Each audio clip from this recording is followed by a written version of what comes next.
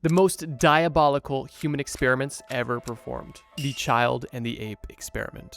Have you ever seen those cute videos of, new families, a young couple and they have a baby and they have a puppy and the puppy and the baby are playing together? Yeah, the ape and the child experiment is basically the worst possible version of that. This experiment takes place in 1931. It was conducted by a young couple, Winthrop and Luella Kellogg, and they recently just had a baby boy named Donald. And when Donald turned 10 months old, he had another sibling, not a brother, but a sister. However, this sister was not biological or even related by species. This sister that he was given was a 7-month-old chimpanzee named Gua. Winthrop Kellogg was a psychologist who specifically worked on the psychology of animals, primarily dolphins, rats, and birds. And him and his wife decided that it would be best to take their work home and to up the ante by not only experimenting with a chimpanzee, but also by effect their own child. The couple planned on documenting this entire experiment that they were about to begin. And the specific point of this experiment was to study the environmental influence upon early behavior, which what that really meant was they wanted to see if they raised a baby and an ape the exact same way at the exact same time, if they could get a similar outcome. And you can probably already see where this is going. It's speculated that they initially thought that this experiment would be relatively harmless and that their child would simply be a baseline to refer to when it comes to early education. And only the chimpanzee would be tested on because only the chimpanzee was being treated differently, right? The child hanging out with the chimpanzee wasn't going to be affected by this. Well, I won't spoil it, but it wasn't fully accurate. Interestingly, the Kellogg's thought they were doing the moral thing because initially they actually wanted to test the opposite. They wanted to see what the effects of having a child grow up in the wild would be. But because it's extremely dangerous and unethical to leave a baby in the woods, they were like, oh, well, why don't we just take an animal and put it in a human condition to see exactly how smart a chimpanzee can be and what their true natural potential would be if they were raised as a human. When you put it in that perspective, it may almost kind of seem logical, right? Regardless, after Donald and Gua were introduced, the tests began. And over the next 9 months, there was full-time grueling tests taking place between Gua and Donald to see exactly how a baby chimp and a baby human would compare and develop as they were both being treated the exact same as a normal baby would. Although, was Donald really being treated like a normal baby? They likely never had the time to ask that question because over these 9 months, there were so many experiments, tests, practices. There was literally no time to think about anything besides the daily tasks. Winthrop, during this time, literally took a leave of absence from his job to focus on this experiment full time and even moved his family down to Florida to be closer to the university where he had gotten this chimp and where he would be submitting his research. Now, after 9 months of daily testing and analysis, the experiment was mysteriously stopped. And while almost every aspect of this experiment was relatively well documented, the reason for why it stopped was not, which led to a bit of speculation. One primary belief is that they ended the experiment due to the rapid growth of Gua compared to Donald. Obviously, animals develop a lot faster than humans do, and in 9 months, Gua could have doubled or tripled in size, making her possibly dangerous to baby Donald. However, another leading theory is due to the fact that Donald was picking up more chimpanzee tendencies than the Kellogg's would have liked. And this is supported by some of the documents that the Kellogg's made. They even admitted near the end of the test that Donald was behind when it came to communication, and really only had a very small vocabulary of words and wasn't babbling much, and typically would only mimic the noises that Gua would make. Regardless of the reason, after 9 months, the experiment was closed. And while the experiment was well documented and completed at this point, the story doesn't end there. Because unfortunately, only a year after Gua was returned to the facility that she was taken from, she passed away from pneumonia. And Donald, on the other hand, was reported to have suffered from social and emotional issues through his young and adult life, and even ended up taking his own life at the age of 43. At this point, with the experiment basically being almost 100 years old, it's kind of up to speculation to try to understand if the parents knew that Donald would simply be a control for this test that they were doing, or if they knew that this experiment could potentially have detrimental side effects to their own child. But regardless, it happened, and now we know the consequences. And unsurprisingly, the ethics of this experiment were widely criticized, specifically because they used their own human child in such a strange and long-lasting experiment. And while some of the findings from this experiment did end up becoming useful in scientific research of animals and humans, one has to ask themselves, is it worth experimenting on your own child? Is it worth experimenting on any human?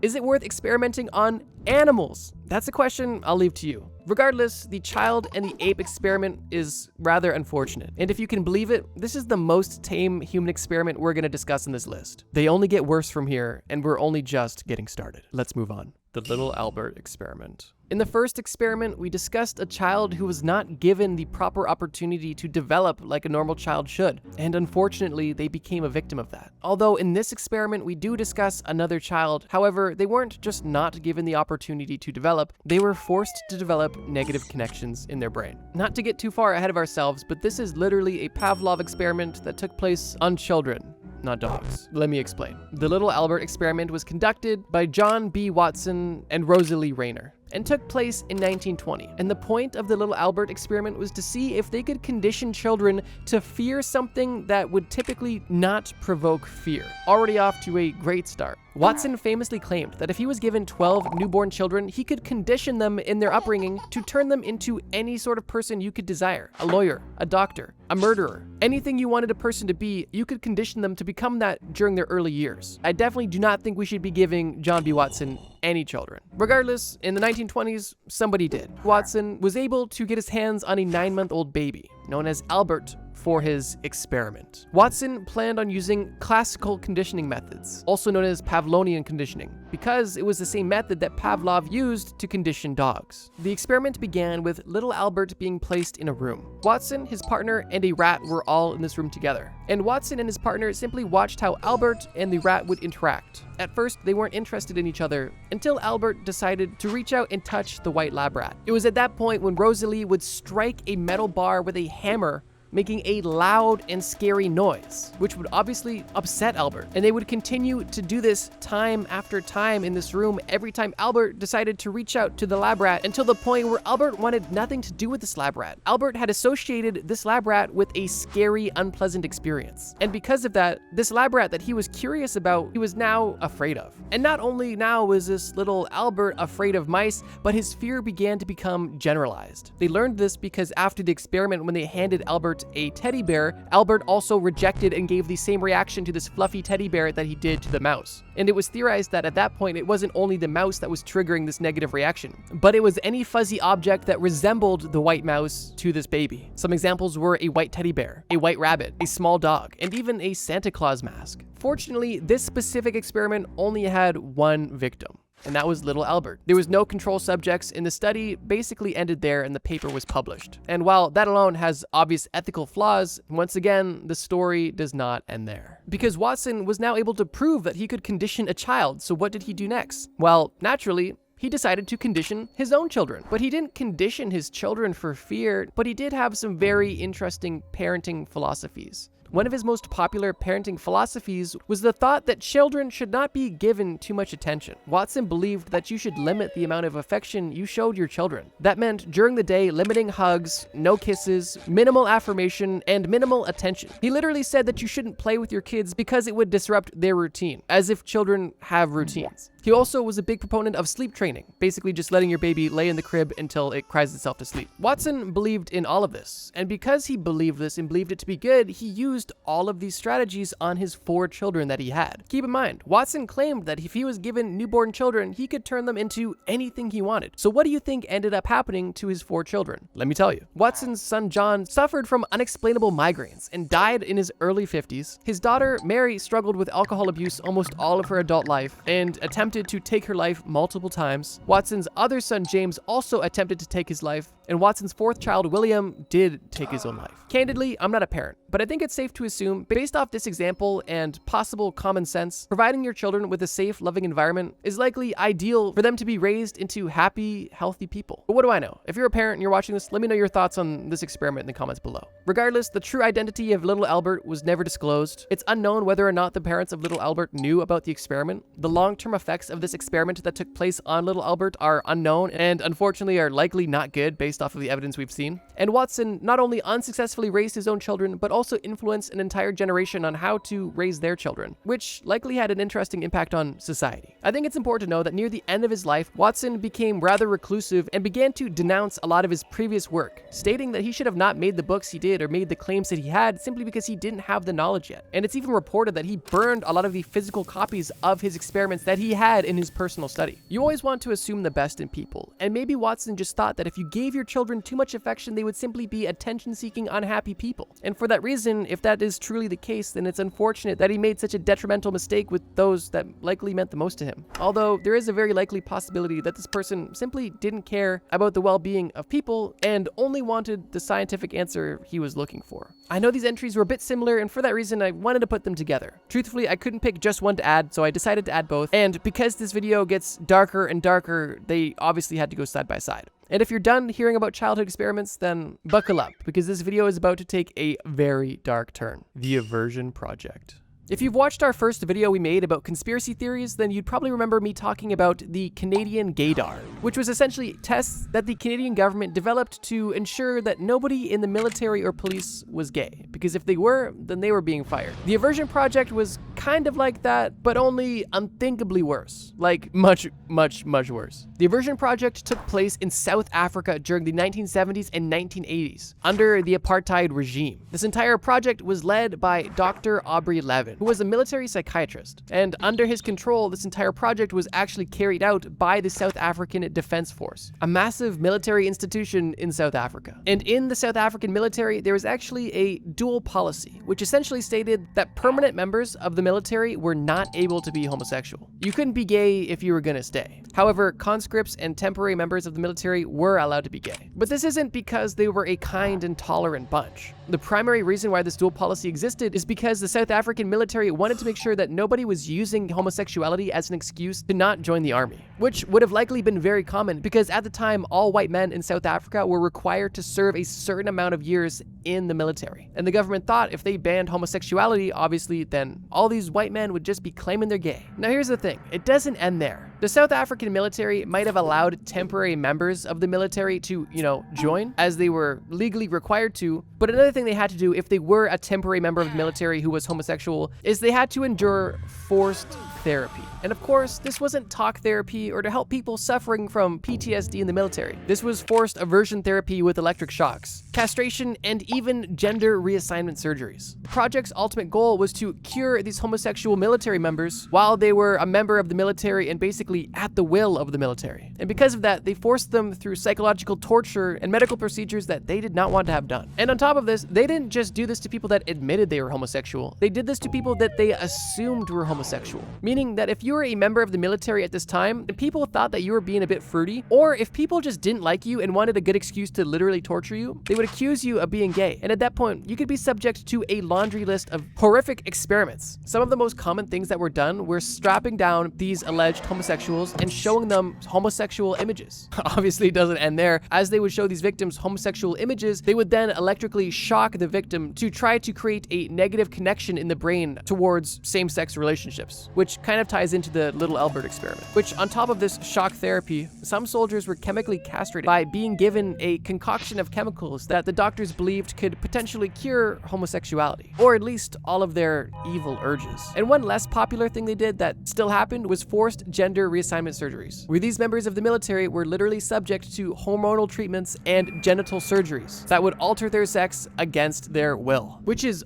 disturbing and evil and almost ironic because they're like, okay, we're gonna take all of the gay people of the military, so we're gonna make them trans. Literally just insane. And it's estimated that anywhere from 500 to 1,000 young men and women were subject to these brutal procedures at the hands of the Aversion Project over the course of the apartheid. It's hard to imagine the sheer terror and agony that was likely being experienced by the victims at this time, but it's even harder to imagine the long-term effects of this essentially torture that took place on these people. There's no doubt that many of the victims that suffered this severe psychological and physical trauma had the rest of their lives altered forever. And specifically for the people that had their genitals mutilated unconsensually, for the percentage of those who survived the surgery, many of them went on to take their own life not long after. The apartheid ended in the 1990s, and the truly disturbing details of the Aversion Project came to light. And Dr. Levin knew he was about to be in big trouble, so he left South Africa and fled to Canada, where he, disturbingly, was able to continue his medical practice. That was until he ironically was convicted of multiple sexual assaults on men. That's right, this person who had been mutilating homosexual and suspected homosexual men and women in South Africa himself was accused by over 30 men of sexual assault. And it was only at that point, after Levin was tried, that he was sentenced to 5 years, which he had already served and he's actually free again, and had his medical license suspended. This story and series of human experiments is truly diabolical. And on top of all of the pain and suffering and discrimination that took place in the South African military, it's almost mind-boggling to me that if Levin didn't assault people in Canada, he would be a free man, and that he served no time or had no legal repercussion for what he did in South Africa. However, I suppose logically it makes sense because in South Africa, what they were doing was legal. That was the law. If you were gay, you had to go to the military and you had to be cured, or at least treated. So crazy. But at least the story has a bit of a happy ending because evil people are gonna be evil. And while Levin had a get out of jail free card by going back to Canada, he couldn't go at least a few days without hurting other people. 5 years for over 30 assaults of literal medical patients is not enough in my opinion. The Aversion Project is truly a dark chapter in medical and human rights history. And to this day, the story is a huge reminder of what's possible when you have unchecked power, non-existent morals, and state-backed medical abuse. Before we get to the final entry of this video, I wanted to list a few honorable mentions, or I suppose dishonorable mentions. The Tuskegee syphilis experiment was a truly diabolical human experiment, and if you want to learn about that, I actually talked about it in this video about American conspiracy theories. The monster study of 1939, I actually talked about in my first video about human experiments, and the Unit 731 experiment is likely one of the most diabolical human experiments to ever take place. And the only reason why it's not in this video is because I also talked about it in my last video. So I just wanted to address these quickly. Obviously, these are all diabolical human experiments. I'm just not talking about them in this video because I've already mentioned them in other videos. And while we're at it, I just want to say this as well. If you guys enjoyed this video about diabolical human experiments and want more, please let me know in the comments below. Your guys' support is always appreciated, and your feedback is always taken into consideration. But truthfully, I'm just procrastinating at this point because this final entry on the list is literally beyond diabolical. But I suppose let's just rip off the band-aid now. The Nazi medical experiments. This experiment isn't one experiment. It's an entire series of experiments that took place during World War II. And these Nazi medical experiments were carried out in concentration camps under the direction of high-ranking Nazi doctors, primarily Joseph Mengele, who was later known as the Angel of Death. There's a reason why I put this one last. It's important to note that Joseph Mengele was not the only doctor committing these atrocities we're about to get into. There was over a dozen doctors committing horrible human rights violations, and doing so in the name of science, but as you'll see, it's quite far from the truth. Joseph Mengele and the other Nazi doctors performed their experiments on prisoners in the Auschwitz-Birkenau concentration camp, which primarily housed Jewish and Romani people. And because the people in these camps were not even seen as humans, to the Nazis, they were essentially less than cattle, and the fact that they were coming in by the trainload every day meant that these doctors had an unlimited supply of research subjects that they could do anything they wanted to. And they took full advantage of this cruel, horrific opportunity. The reasons for these experiments varied greatly, from experimenting on people for the benefit of the military, all the way to personal leisure or interest. There was literally hundreds, if not thousands, of different experiments that were performed on these people by the Nazis to gain random pieces of knowledge. I literally can't explain every single one of them, although I will give a few examples of some of the things they did. One disturbing experiment that the Nazi Party did was they would take someone and then put them into a pressure chamber. A chamber that they could either add air pressure to or remove air pressure from to simulate altitude. And what they would do with these victims in the chamber is raise and drop the pressure significantly multiple times. And the reason they were doing this is to see the effects on the human body of quick altitude changes to further their research on what happens when people jump out of planes. Obviously an advantageous military strategy. The experience for the victim inside the chamber had to be horrific. And unfortunately, after cycles of high and low pressure, the doctors would then take these victims and autopsy them while they were still alive, because they wanted to monitor every part of the body while the heart was still beating.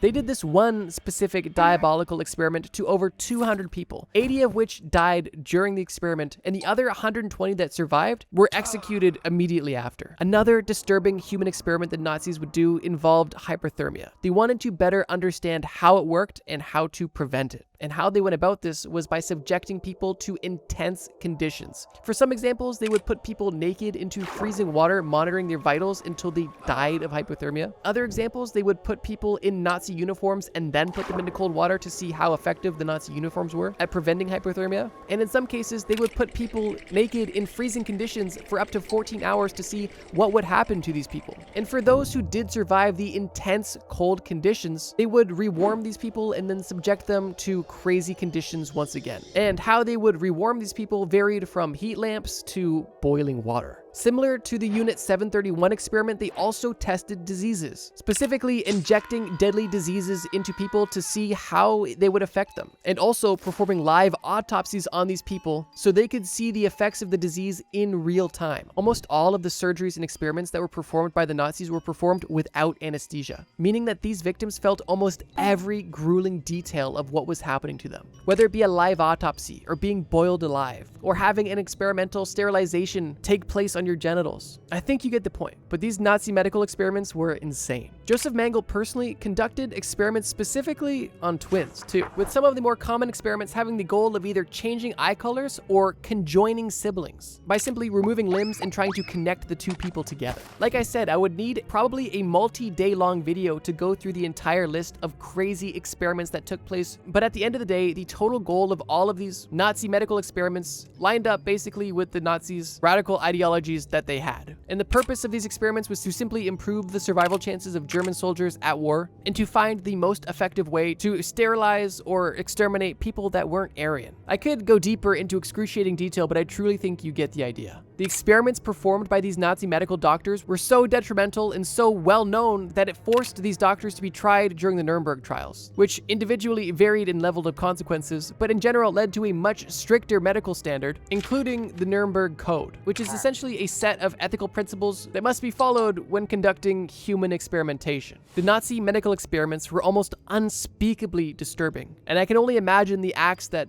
didn't make it to the history books. And these human experiments that took place by the Nazis are likely only rivaled by the Unit 731 experiment for some of the most diabolical human experiments of all time. And for that reason, I knew I had to discuss it on this video. This video went from strange to upsetting to disgusting to disturbing extremely quick. But don't say I didn't warn you. It's almost mind-boggling the lengths that people are willing to go to in the name of scientific discovery. And while that almost may sound noble out of context, I think that this video, if nothing else, proved that there is a line and rules need to be enforced. Crazy missing persons cases that are still unsolved.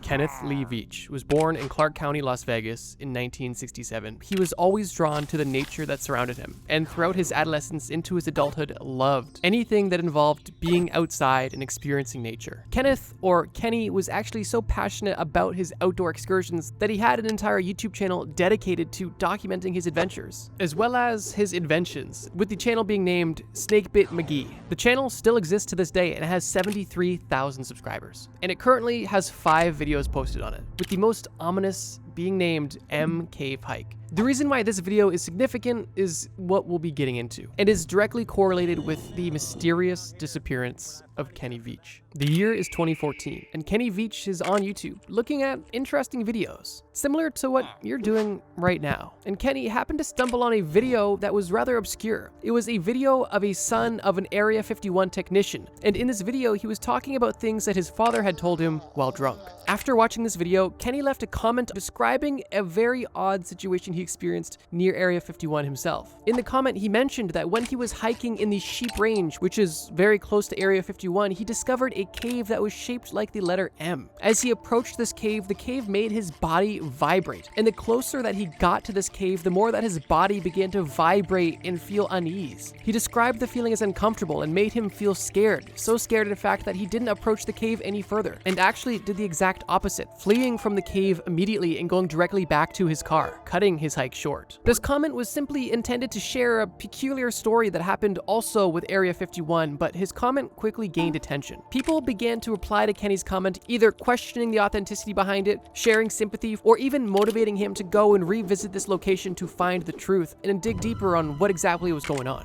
After getting enough responses of people either telling him his story was fake or telling him that he needs to prove his claim or seek more truth by revisiting the cave, he planned a second trip. And in October of 2014, Kenny Veatch returned to the Sheep Range outside of Area 51 in an attempt to locate the M-shaped cave. This second trip was documented, and that documentation is the video titled M Cave Hike. Already, there's some interesting things about this situation. Specifically, that in this 20-minute video, Veatch reported that he saw a black Ram truck watching him from the ridgeline in the mountain range behind him this entire hike that he was having. And he was also not able to find this cave the second time around. But obviously, the mystery doesn't end here. and it's only truly beginning. After the first hike ending in fear and abandonment, and the second hike ending in failure, Kenny planned a third trip, where he publicly announced that he would be looking for the M cave and be finding it once and for all. On November 10th, 2014, only a few weeks after the second attempt, Kenny Veach went on a third expedition looking for the M cave. This third hike was like any other hike Kenny could have gone on. He packed a cell phone, a gun, and other supplies into his truck,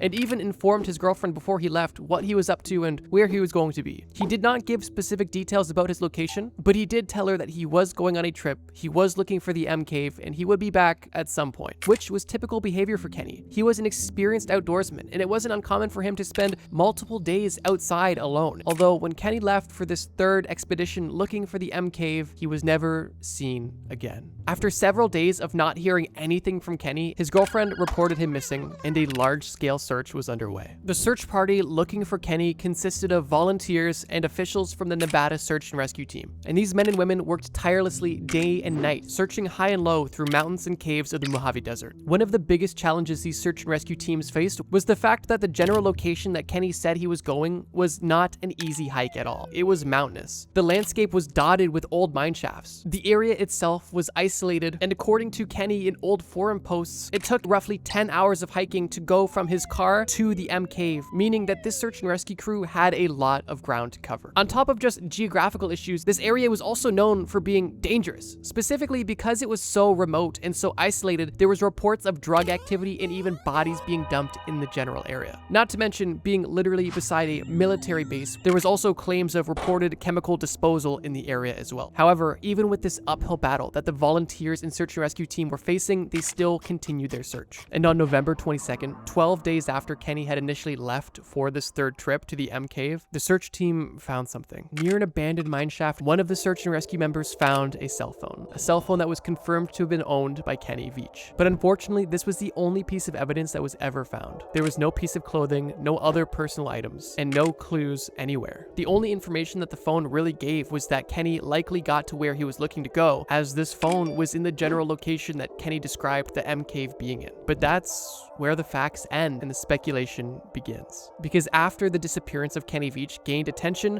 people began to have a plethora of theories. Likely the most possible and accepted conclusion to the story actually comes from Kenny's girlfriend herself. As years after this entire situation happened, she was informed that Kenny's story was going viral online, and she felt compelled to leave a comment on Kenny's M cave hike video. The comment is long, and if you want to read it in its entirety, on screen is a screenshot, and I will quickly mention the main points Kenny's girlfriend Sharon makes. One of the biggest revelations that Sharon shares in this comment was that Kenny had been struggling with depression for many years. She, being his girlfriend, was obviously aware of this, and he had opened up to her, and he had made it clear to her that in the time leading up to his disappearance, it was progressively getting worse. And Kenny had even expressed his thoughts of suicide to Sharon directly. That alone is extremely upsetting, both for Kenny and for his girlfriend, who had to carry that burden with him. And if you or a loved one have experienced depression, then you know how upsetting even that part of the story is. One chilling quote Kenny mentioned to Sharon was that if he ever decided to end things, quote, "No one will ever find me." On top of sharing this quote, she also stated a very interesting fact, that Kenny had not taken his video camera for this third attempt to find the M cave, which was odd because his second attempt was filmed, and he even hyped up his third attempt in video. So why would he not bring his camera on a trip that he publicly said he would be filming? Sharon claims that he didn't take his camera because he obviously didn't intend to record anything. On top of sharing facts, Sharon also shared a few of her own suspicions. She believes that Kenny specifically left his phone in a mine shaft to avoid being tracked. And she even states explicitly that, quote, "I believe he committed suicide. He battled depression for many years and would not take medication or see a doctor. He quit his job a little more than a year before he disappeared." Truthfully, I don't know if anybody could possibly make a stronger claim than Sharon. She was in a committed, long-term relationship with Kenny, knew the ins and outs of his personality and life, and was the last person who ever saw Kenny. However, with Kenny never being found, it's impossible to confirm these claims. And when facts aren't concrete, people are always going to make their own assumptions. Leading leading to the other two theories surrounding Kenny's disappearance. The second theory is that Kenny simply experienced an accidental death, which is possible considering the conditions that Kenny was hiking in. The Nevada desert is harsh, with extremely hot and extremely cold temperatures, and specifically in the area of the M Cave, there was a plethora of old mine shafts to potentially fall into. However, the elephant in the room obviously is the fact that Kenny was experienced in this area, and on top of being experienced in this specific area, he was also an experienced outdoorsman, making this theory a bit tough to believe, but still plausible. However, the third theory is really just a conspiracy theory, and is essentially just the belief that Kenny was getting too close to finding something out, and for that reason, Kenny was killed by the US military, specifically so he didn't discover the secret of the M Cave. It's definitely out there, but with no facts and no sign of Kenny ever being found, it's not impossible. Potentially one of the most interesting facts about this entire situation is that even though so many aspects of the story are still available online, Kenny's YouTube channel, Kenny's video about the M Cave, Kenny's girlfriend's comment on the M Cave video, the one thing that was removed from the internet was Kenny's comment on the original video that sparked this entire situation. Whether Kenny deleted it or someone else deleted it, the comment was there and somewhere along the line was removed. Nobody truly knows what happened to Kenny Veach and where he may be today, dead or alive.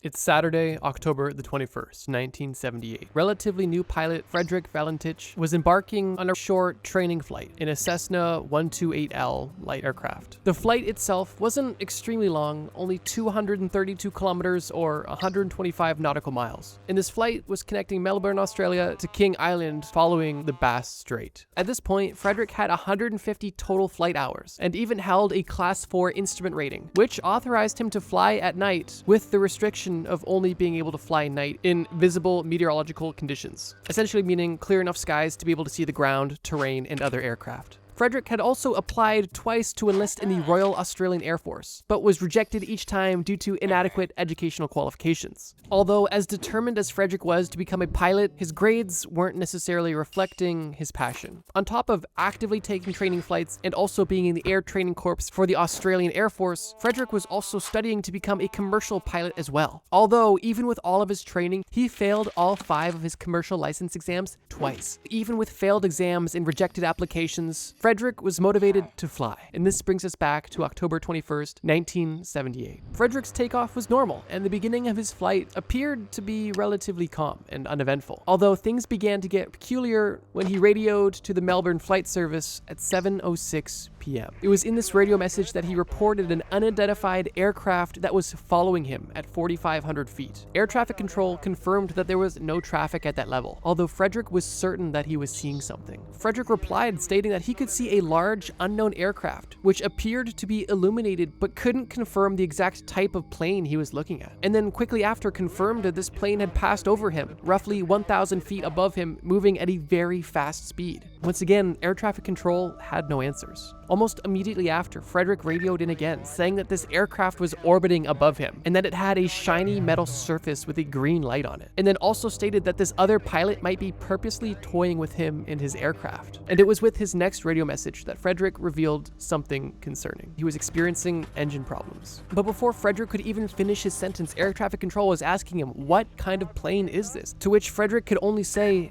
it's not an aircraft. And it was right after he said these words. His transmissions were interrupted by the sounds of metallic scraping, all contact was lost, and Frederick was never heard from again. It wasn't long after the connection was cut that a search and rescue mission was underway, and a sea and air search took place to find him as soon as possible. The search went on for 4 days, and was concluded on October 25th, 1978 with no results. No sign of Frederick, no signs of his plane. The investigation was simply presumed fatal. The story is obviously upsetting and doesn't end there, and I didn't even mention this earlier, but when this all took place, Frederick was only 20 years old. He was a young, semi-experienced, and also struggling pilot. Frederick also had gotten into legal trouble from some of his flights, specifically for accidentally flying into controlled air zones in Sydney and even intentionally flying into clouds, which was prohibited for his classifications. Both of these are odd because if you are dedicating your life to a career in aviation, why would you intentionally fly into clouds on multiple occasions if you knew it could lead to prosecution, which in his case, it almost did. Those facts are interesting, but what's also interesting is a quote from Frederick's father, who stated that Frederick was not only a large believer in UFOs, UFOs, but was also seriously worried about being attacked by them on his flights. It's even stated that 6 days before his disappearance, Frederick talked to his girlfriend specifically about the possibility that a UFO could take him away. And potentially what's most odd about this entire flight that Frederick took was the fact that he never told anybody the truth of why he was taking this flight. Sure, it was a relatively standard training flight, but why on a Saturday evening? His flight took off at 6 p.m. and it was a multi-hour flight. It's reported that Frederick told flight officials that he was just going to King Island to pick up some friends and fly them back. But it's also reported that he told other officials that he was going to pick up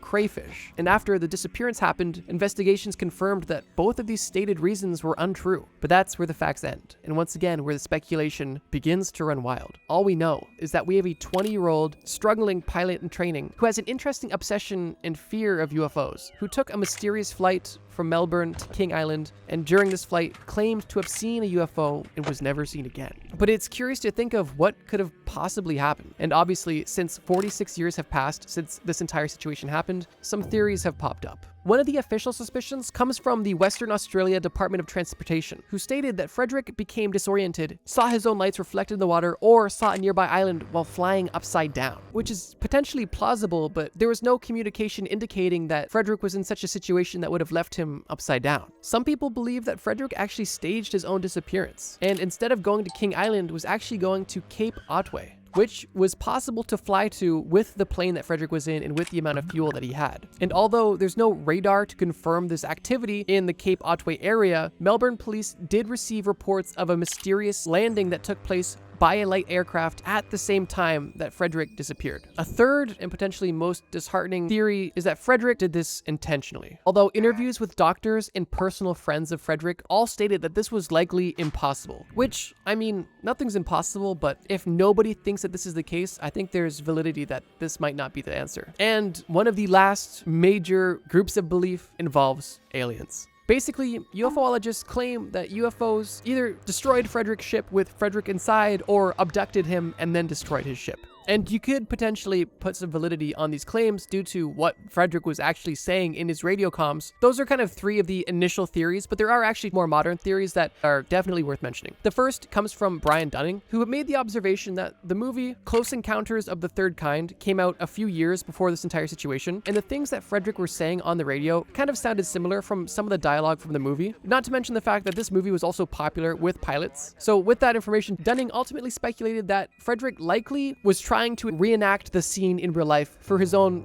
personal enjoyment. He was deliberately flying his aircraft in a sporadic manner to kind of put on a show for air traffic controllers, but within him having this fun and saying these lies and flying in an unsafe way, he essentially became disoriented and crashed unintentionally. I'm not sure how valid it is, but I think it's interesting to consider, specifically knowing that he did intentionally fly into clouds when he wasn't supposed to, so it's not like he wasn't against breaking the rules. So if you really loved this movie and really loved aliens, maybe he thought it'd be cool to take a little flight, tell the story on the way, and then once he came back, he'd be like, wow, that was crazy, I had a UFO encounter, and just basically allow that legend to live on as part of his personal lore. But like I mentioned, these are all speculations, and the mystery of the missing pilot, Frederick Valentich, remains to this day unsolved, 46 years and 6 months later. Unfortunately, there is a lot more unsolved missing persons cases. And if you guys truly enjoyed this video and would like me to create a series out of it, just leave a comment below or leave a like. Your support never goes unnoticed and is always appreciated. But with that being said, let's continue to the final story.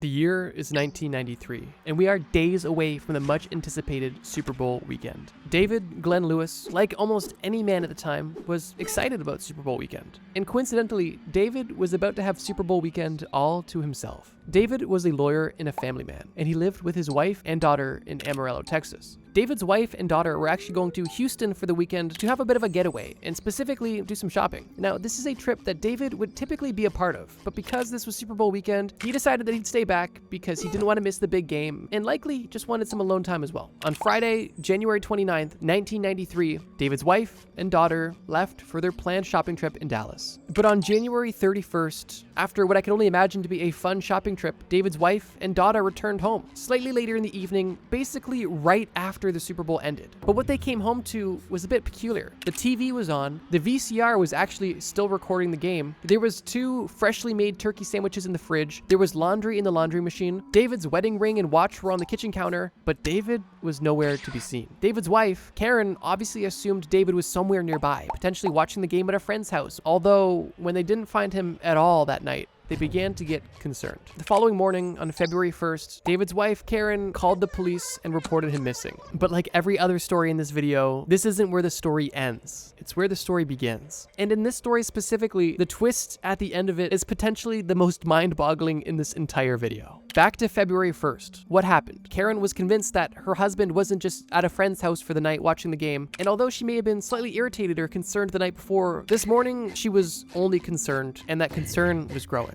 Once police were involved, it wasn't long before information began rolling in. Although with all of the information coming to light about the situation, there was only more questions being uncovered and almost no answers. The first pieces of information that became available came from the police. The same day that the report was made, police actually found Lewis's car parked downtown by a courthouse. When the police searched his car, they found all of his keys under the floor mat. Also hidden within the car were David's checkbook, driver's license, and 2 of his credit cards. After police found David's vehicle, they checked his bank activity, and it was at that point when the plot only grew thicker, because his bank activity was strange to say the least. On January 30th, the day after his wife and daughter left town, $5,000 was deposited into his account, but it's unknown who did this and why they did this. And then the next day, the 31st, the day of the Super Bowl, either David or someone using David's card purchased a plane ticket from Amarillo to Dallas, and then another plane ticket was purchased from Los Angeles to Dallas. Both of these plane tickets were in David's name, but it's unconfirmed if either of these plane tickets were used. When the police first brought all of these discoveries to Karen, she was obviously concerned,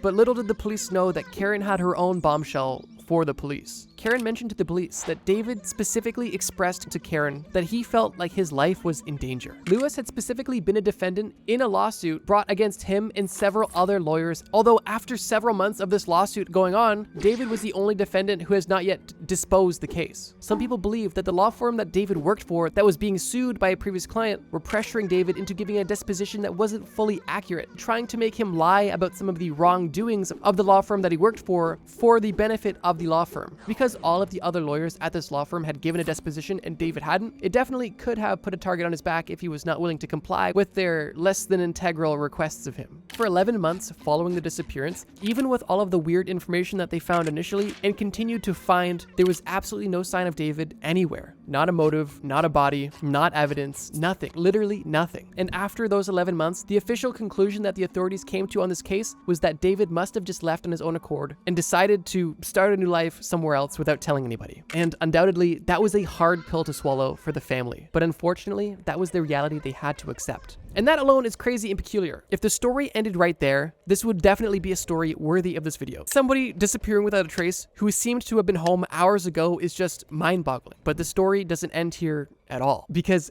10 years after the case was closed, a bombshell was dropped on the entire situation. In 2004, just over 10 years after David initially went missing, a bored police officer in Washington state was researching cold cases while on duty. Something this police officer likely did often. And on this specific day, this police officer had stumbled on the case of David Glenn Lewis. At first, the story was like many others that he read, but what caught his attention was the photo associated with this missing person. This police officer took one look at David and realized that this was somebody that he had not only seen before, but this was a man that he had found dead 10 years ago. This person that he had found dead in 1993 was actually a hit-and-run case. And because he was so sure that he had seen this man before, he did a bit more digging and tried to line up the dates. And he was able to confirm that the man that he had found dead, he had found only a day after David Lewis was reported missing, meaning that the timelines added up and he had some further digging to do. This is where things get even more strange, because the person this police officer found in Washington state in this hit and run case, although he looked like David Lewis, he didn't have any identification of being David Lewis. He was an unknown person wearing military fatigues walking down the side of the highway with no ID and no personal belongings at all. And unfortunately, he was struck by a vehicle and left for dead, which is where the police officer eventually found him. But even though this police officer was certain that these people looked the exact same, and the dates kind of lined up. How could he be sure that these two people were the same person? After all, this hit and run case took place 1,600 miles from where David Lewis supposedly disappeared from. And although there was plane tickets on David Lewis's credit cards, none of them involved Washington State. So the only way this police officer could know for certain was by getting a DNA test done, which after some time and some convincing, he was able to have the DNA test performed. And the results from that test confirmed that this unnamed man that was found dead on the side of the road on February 1st, 1993 in Washington State was indeed David Glenn Lewis, who was only a night earlier watching the Super Bowl in the comfort of his own home. Nobody knows why David was in Washington State, a place where he had no friends, no family, no connections. Nobody even knows how he got to Washington State. His own personal vehicle was at the courthouse. He was wearing military fatigues that weren't his. And nobody even knows why he even left his couch, let alone the state. So like I mentioned, even though a decade after this disappearance happened, his body was found and confirmed, nothing about this mystery is solved whatsoever, and no substantial evidence up until today has been discovered. Even with this discovery, even though David specifically claimed that he believed his life was in danger, it is officially believed that David simply got up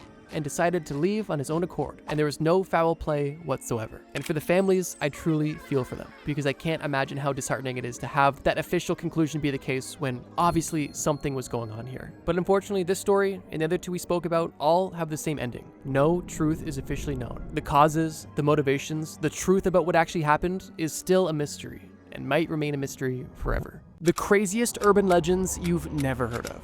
It's the mid-1980s, and you and your friends are stumbling home after a long night of drinking. You're walking through the dimly lit streets when you notice something in the distance. Your friend is joking with you and talking about how wasted he is, but something catches your eye. You see a woman on the other side of the road and you recognize her from inside the bar. She appears to be using a payphone, but it's not quite working. As you get closer, you stop your friend's rambling and ask him if you think you should see if she needs help. Your friend says to leave her alone, but you have an odd feeling. And before you are even close enough to yell across the road, asking if she needs help, you notice a car drive up. An ambulance. But this was no regular ambulance. This ambulance was unmarked, fully black, with dark tinted windows. The ambulance pulled up right in front of this woman at the payphone, and almost as quickly as it appeared, it drove off. And you notice the woman was gone too. In this instance, you have just witnessed another victim of the black ambulance. The black ambulance is an urban legend from Czechoslovakia and Romania that became popular in the 1980s. And the story claimed that a mysterious black ambulance with tinted windows and no markings would roam the streets at night, abducting people, particularly people that were alone and vulnerable.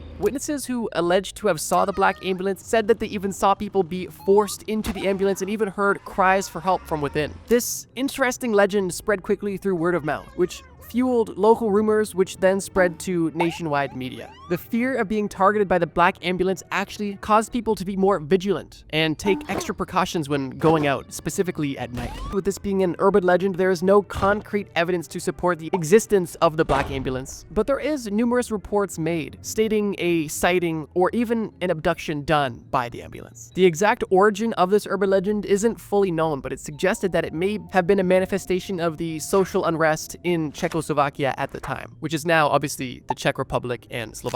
Personally, I think the black ambulance is the perfect urban legend because it's just on the verge of believable. Organ harvesting is a real thing, and unfortunately, so is people being abducted. And I mean, ambulances are real too. And if you heard multiple rumors from people you knew about sightings of this mysterious black ambulance, you may think twice before writing it off entirely. The black ambulance is creepy, but fortunately, you are not its victim, at least that time. Not too long after your drinking days in Prague, you go on a trip to Mexico with your friend. The same friend, actually. You just finished a big night on the town in Mexico City, and once again, you're tipsy, and you and your friend are walking home. You saved money on the vacation by getting a cheap hotel a little bit outside of town, and for some reason this night, you were just unable to find a taxi. So you and your friend were in for a long walk. On this walk, you get further and further outside of town when the city lights begin to fade and the darkness begins to swallow up the horizon in front of you. It's at this time when you're walking down the road where you notice a red car. You had no plans of hitchhiking and you didn't signal to this vehicle, but as they drive past you, they stop. You don't necessarily even plan on walking up to the vehicle, but they're parked directly in your path. And as you walk by the car, you notice that this red car is full of beautiful women. And the car conveniently has 2 seats available for you and your friend. They tell you not only that they can give you a ride, but that they can make all of your dreams come true. Because you're tipsy and half tired, you need to take a double take to make sure this is even real. Your friend is already in the car before you even had the chance to ponder the opportunity, and with some hesitation, you get in the vehicle as well. These women ask where you're going and begin to give you a ride ride in the direction you were going. Only a few minutes into this drive, though, the women become quiet and take a turn onto a road that you didn't instruct them to. It's at this point when they begin speaking in a language you've never heard before, and you get an odd feeling. This will be the last thing you remember. I think it's obvious that this was no regular encounter. This was the experience of a victim of the red car, an urban legend from Mexico. This urban legend involves a red car that travels between Mexico City and Cuernavaca, specifically looking for men. The car is full of women, but not ordinary women.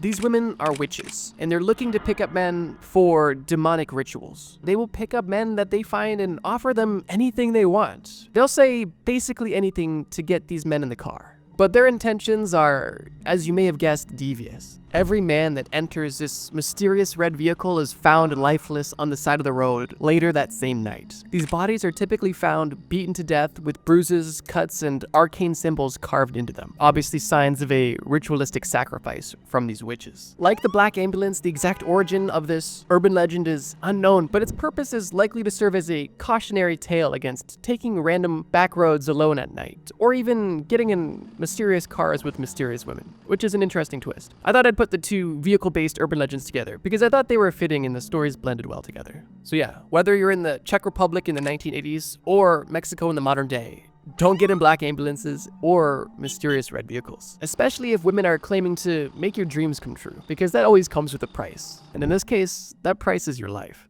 But these obscure urban legends are only the tip of the iceberg. Let's switch things up a bit. The year is 1958, and it's just the beginning of the gold rush in Arizona. The gold rush is popularly known for the opportunities of riches and prospecting and Minecraft in real life. But most people don't understand the harsh reality of the gold rush. Not only was finding gold itself particularly hard, which led a lot of miners to actually find silver and copper instead, but these times where people would move into remote locations, specifically in harsh climates like in the middle of the desert, typically came with the spread of disease, malnutrition due to lack of supplies, poor availability to water and any sort of healthcare, and extremely dangerous working conditions, to say the least. Trying to get rich off the gold rush was definitely not for the faint of heart. You and your family are moving out west because even where you were at before, you were starving and not making ends meet. So moving to the middle of the desert to at least have an opportunity to make money at least sounded like a little bit of hope. You move your wife and 2 children into a place known as Luna's Canyon, which is ironic because that's the same name as your wife,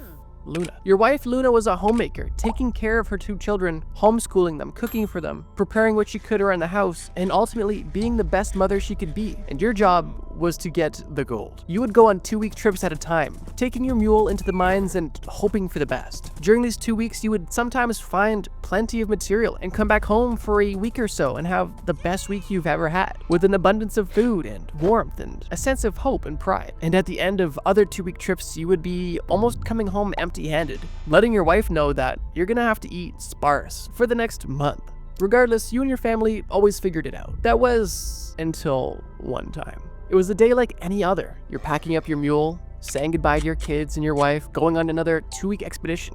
And you had particularly high hopes for this expedition. Although, as you get to the mine, you begin searching and looking, and you find the biggest gold nugget you've ever seen before. You consider even going home early, as this is more than a year's worth of income just in one nugget. This is amazing. But before you could even fully process what you have just found, you heard a cracking noise. And before you could even process what that noise could have meant, the mine collapsed on top of you, killing you instantly. This may be where your story ends, but it's not the end of the urban legend. Back home, your wife has no idea what's going on and is going about her life business as usual. Although after the 2 weeks pass and you're not home, she begins to get a bit anxious. But she waits. 3 weeks after you've gone, all food is essentially gone. You haven't eaten in days, and now any food that you could have fed your kids is gone too. Your wife is beginning to lose hope, and her sanity is starting to slip as well too. Her kids are making it very well known that they are hungry and tired and miss their dad. And you too are extremely hungry, extremely tired, and now at a loss for what to do. That was until one fateful night. Your wife, Luna, seemed to have broken. After another night of being unable to sleep, she slipped out of her clothes and put on her wedding dress of all things. She grabbed the biggest knife she could find in the kitchen, and she used that knife on her 2 children. She slain her own children and then cut them up into small pieces and brought them to a nearby pond where she put them in the water. The blood-stained water revealed her reflection to herself, and she seemed to have snapped back into reality and realized what she had done. She screamed the most blood-curdling scream you've ever heard, and almost instantly after passed out and died from starvation. And even with the entire family now being gone, the urban legend still isn't over. Today, this canyon is known as Slaughterhouse Canyon, and it is said that the spirits of this family still haunts the area. And on particularly quiet nights, if you listen closely, you can still hear the blood-curdling screams of the mother as she realized what she had done. And on even rarer occasions, you may even hear a quiet sobbing sound. The legend of Slaughterhouse Canyon is definitely creepy and obviously scary, and to me, seems like reason enough to not visit this specific canyon in Arizona. But of course, there's weird people who hear stories like this and make it a mission to go to these locations. But who knows, maybe I'm the weird one for not wanting to go. Slaughterhouse Canyon is just 12 minutes from Kingman, Arizona, and it is a popular spot for ghost hunting. This urban legend is definitely tragic and pretty morbid, to say the least. This honestly reminds me of La Llorona, which is actually a Spanish urban legend I've covered a long time ago. That urban legend was actually in my first ever mythical creature video, and I may or may not have pronounced it wrong the first time. But that urban legend basically states that she drowned her own children in the lake and then similarly realized what she had done and then drowned herself. And after her death, her ghost still haunted small bodies of water, crying and screaming at night, leading people to the water for her to drown. So definitely some similarities, but some differences there. But yeah, Slaughterhouse Canyon is creepy, and if true, is extremely tragic and unfortunate. Let's go back to Europe, because we have some unfinished business. Unfortunately, it's not anything to do with mining. However, it does involve hairy hands. This one's simple, so let me quickly set the scene. The year is 1915, and you're driving a car in Dartmoor, England. It's getting late, just past sunset, and you had just finished a day of hiking around Dartmoor National Park. You're heading home and heading up a particular stretch of road that is known for its curves, when all of a sudden you see 2 large, disembodied, hairy hands grab your steering wheel and violently turn them all the way to the left, making you drive off the road and flip your vehicle.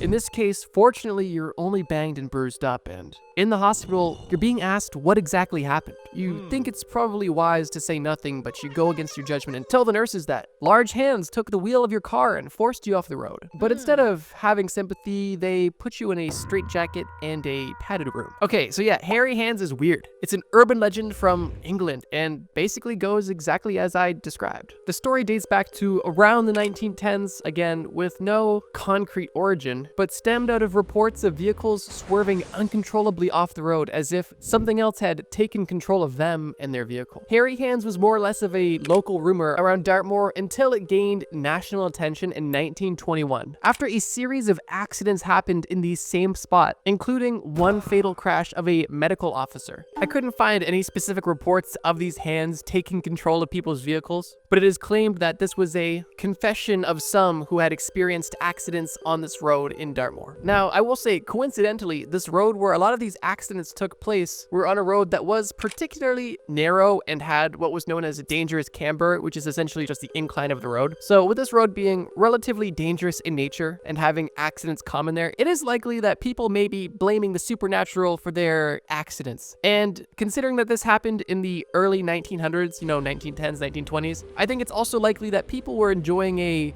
beverage on the road, which likely contributed to this series of events. It kind of sounds like a drunk person's explanation for what happened too. It's almost like watching an old episode of Cops when you're home from school sick, and you just see an obviously drunk guy get pulled over for crashing his car, and the police are like, "Sir, have you been drinking?"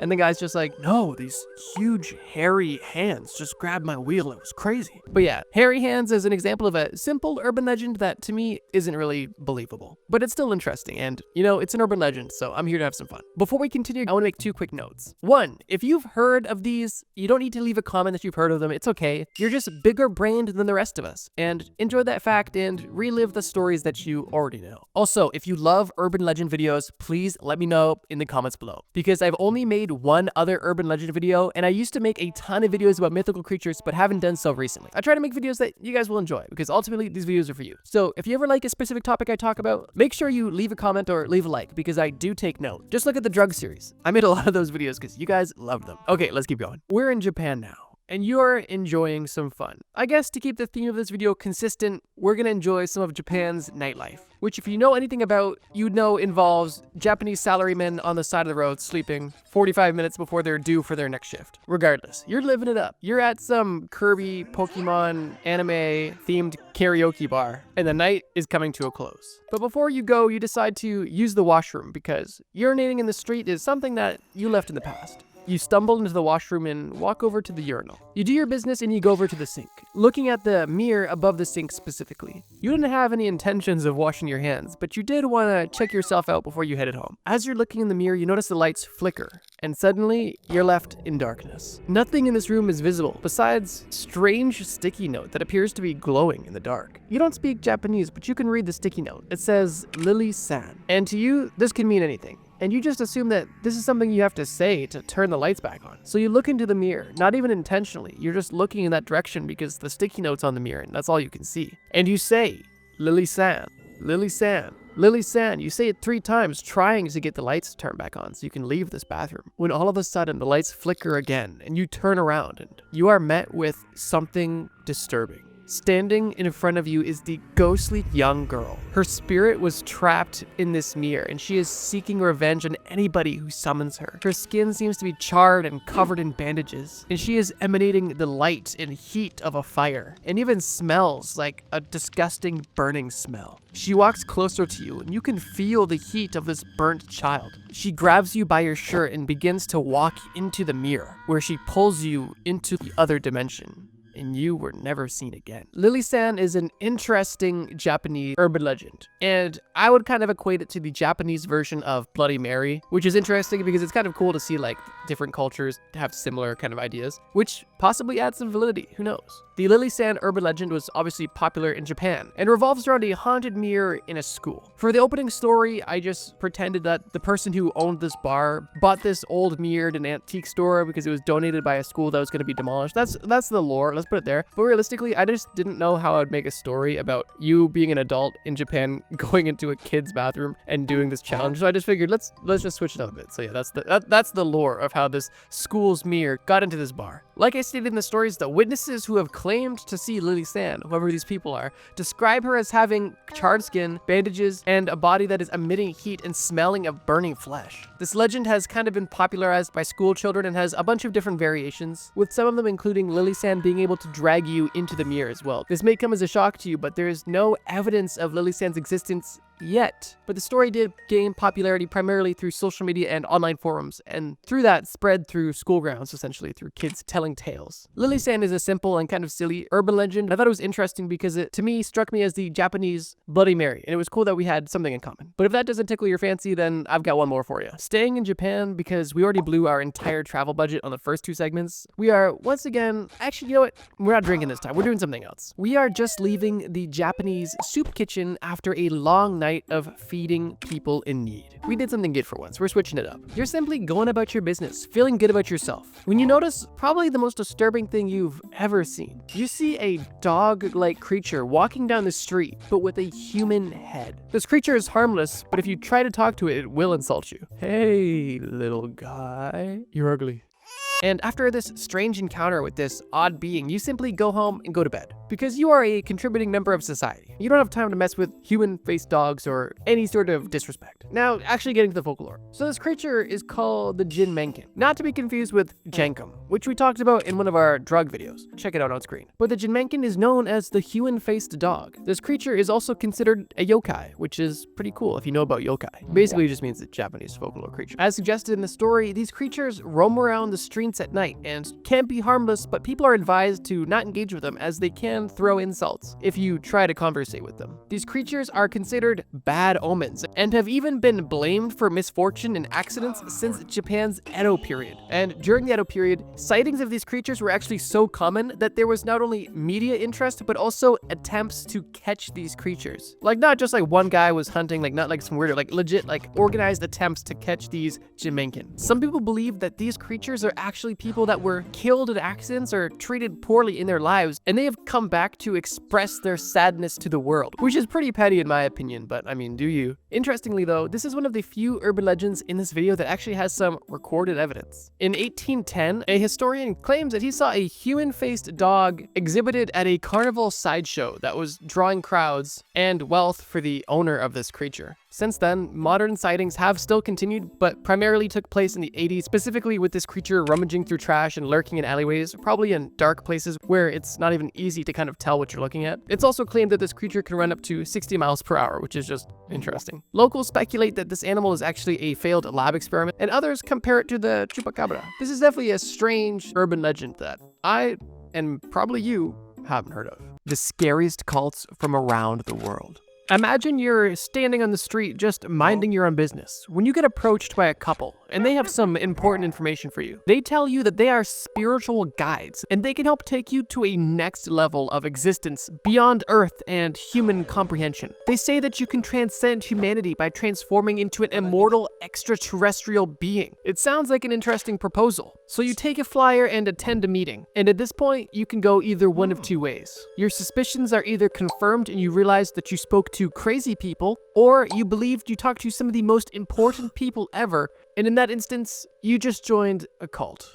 This cult is known as Heaven's Gate, and it was an American cult founded in 1974 by Marshall Applewhite and Bonnie Nettles, who, like I mentioned, saw themselves as spiritual guides to a next level of human existence. Without spoiling the ending, Heaven's Gate is most commonly known for its mass suicides committed by its members, but the story goes a lot deeper than just the headlines. Nettles and Applewhite first met in 1972 and went on a journey of spiritual discovery together, and came out on the other side identifying themselves as two witnesses of Revelation, or the Book of Apocalypse in the Bible. This claim alone, and some clever convincing, was reason enough for them to start attracting hundreds of people to start at least paying attention to their movement in the mid-70s. And after a few years, they even had over a dozen members adopting a monastic lifestyle, dedicating their life to Heaven's Gate, and giving up all worldly pursuits beyond this cult, which is insane. This cult is commonly recognized as a UFO religion, primarily because the central belief of this group was that the followers could transform themselves into immortal extraterrestrial beings by rejecting their human nature. By rejecting this human nature, they would, by default, ascend to heaven, or what they would refer to as the next level. This cult primarily grew by Applewhite and Nettles trying to contact other extraterrestrials, aka like-minded people, aka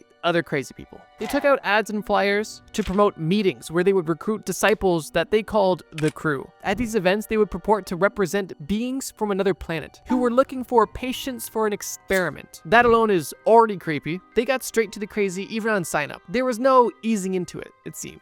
They mentioned though that those who agreed to take part in their experiment would be brought to a higher evolutionary level. An interesting proposal, potentially, but still red flags are everywhere. In 1975, Applewhite and Nettles preached at a motel hall in Oregon, and following that session, over 20 people sold all of their worldly possessions and essentially disappeared off the face of the planet, not being seen by family, friends, or even the general public at all. These people didn't just disappear, but they had become a part of Heaven's Gate, which at this point had already began going underground. Applewhite and Nettles changed their name to Doe and T, and they had led nearly 100 people across the country to ditch their families and join Heaven's Gate. The lore that they came up with is deep, and it's a really weird twist on a lot of existing religious texts and theories about history. But one of the more interesting claims they made is that they believe that Jesus himself was an alien, which is an interesting take for sure. But what's more interesting is what happened in October of 1996. The group rented a large house that they called the Monastery, which was a 10,000 square foot mansion in California. At the time, they were paying $7,000 per month in rent, cash, and they even took out alien abduction insurance on each of their members, with a $1 million payout per person. Which, who the hell is selling alien abduction insurance? But that's a side point. That's a video about insurance scams, not cults. Now, this house isn't the interesting event, but it's the precursor to what really put this cult on the map. Nearly 1 year into renting the monastery, Applewhite taped a video of himself entitled Doe's Final Exit, where he spoke on mass death and how it was the only way to evacuate this Earth. He was convinced that the comet Hale-Bopp was the sign that the group had been looking for, and speculated that there was a UFO following this comet. And because of this, Applewhite and 38 of his followers prepared a ritual death. This death lined up exactly with when the comet was closest to the Earth, so that their souls could reach the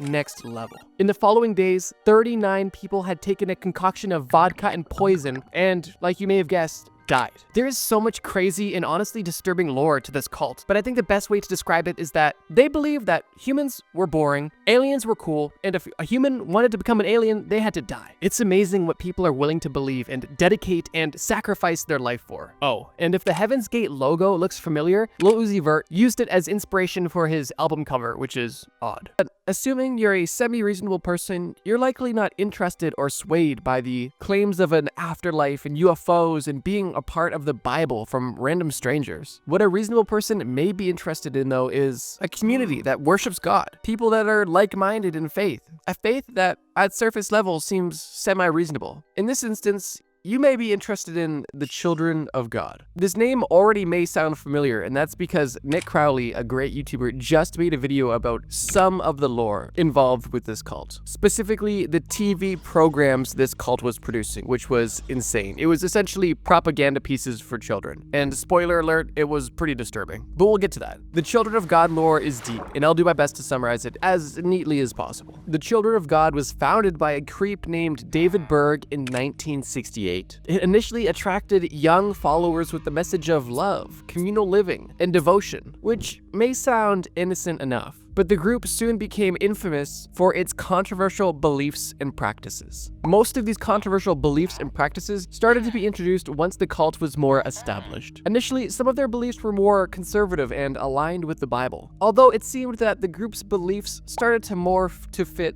Berg's personal desires, which we'll get into. For example, initially the group was rather conservative and didn't even believe in hand-holding until marriage. But once Berg had an affair with his assistant, he then started spreading messages of polygamy, which turned into what he called sharing, which we'll get into, and that gets a lot darker. Before we get too into the weeds, let's give some context. This group was founded with a core focus on an apocalyptic prophecy, where Berg was claiming that the world was set to end in 1993. And the purpose of this group was to promote love and devotion to God so that they could be saved during this apocalypse. They spread their messages through song and dedicated as much time as possible to praising God before the end times. Child members of this group were not even educated because they saw it as a waste of time because the world was ending soon anyway. So all of the children and adults in this group were simply sitting, hanging out, singing songs, waiting for the end of the world, which to me doesn't sound like a great time. But that's just me. Floor Edwards, a previous member of the Children of God, said this about the cult's mindset at the time. Quote, "For many, it was euphoric thinking about the afterlife. We earned that spot in heaven. We were the chosen ones." That's definitely a take on it. Interestingly, Berg wasn't seen very often by most of the cult members, as at its peak, the group had over 10,000 members worldwide. Although he was in consistent communication with all of his followers through what he called Mo letters, which was essentially daily propaganda pieces, where he would take Bible verses and intertwine them with his own twisted doctrine, which, like I mentioned earlier, evolved over time. These Mo letters included instructions that his followers must follow, and strangely enough, a lot of the imagery in these letters was rather graphic. We'll say that. According to ex-members of the Children of God, Mo wrote over 3,000 of these Mo letters, which is insane. But these letters weren't the only way that the Children of God was able to get their message out. Like I mentioned, Nick Crowley made a great video about the TV series that the Children of God had created and that was televised called Life with Grandpa, in which he describes the TV show essentially indoctrinating children into the values of the group and the religious beliefs that were unsavory, to say the least. To really paint the picture, there's a scene in the show where a woman is shown as a robot with literal boobs, and Grandpa, aka David Berg, was talking about how much he loves this perfect woman. And there's many episodes with young girls singing about how their purpose is to cook, clean, and take care of the men in their life. That is honestly just a tame sampling of some of the cool stuff in this cult's kid show. Of course, I'm using cool ironically. Now, going back to the concept of sharing. Without getting too graphic, essentially, Berg was promoting love with no bounds, as he claimed that Jesus created love and sex for people to enjoy, and he thought the best way to honor God was to have it without limits, which to him meant with anybody at any time, consenting or not, which also included with children, which is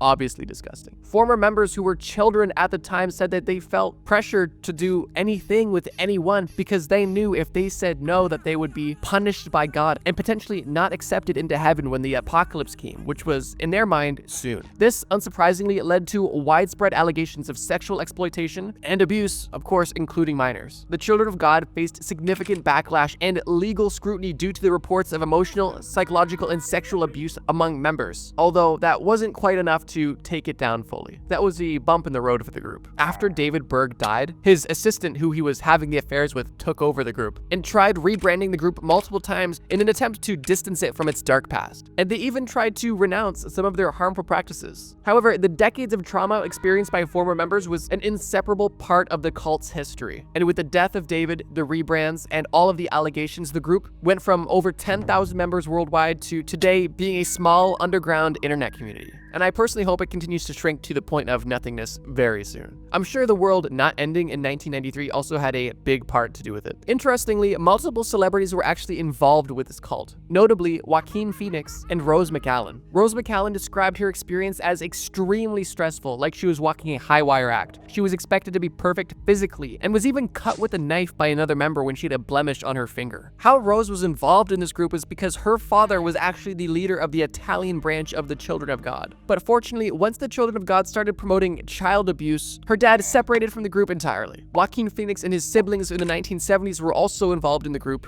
and even traveled through Central and South America with the group, but didn't remain members for long, as initially they thought it was a dedicated religious group, but found out that it was much deeper than that and cut ties. It's upsetting enough when individuals are tricked into joining cults and doing unspeakable things and having horrible lives, but it's just downright disheartening and depressing when they get their children involved too. Likely unsurprisingly, the Children of God had an extremely high rate, with many ex-members having lifelong trauma, psychological illnesses, and at the very least, horrible, unforgettable memories. But if you're not interested in aliens, and you're not interested in any sort of religious movement, what if a man approached you and told you that he could tell you when you're going to die? This, to anybody, may seem like an interesting proposal, but the more info you start to get, the more the cracks start to show. This man referred to himself as Lou Castor and claimed that he was 1,000 years old and he was the combination of 3 different angels. He claimed that he had died and came back to life and that now he himself can predict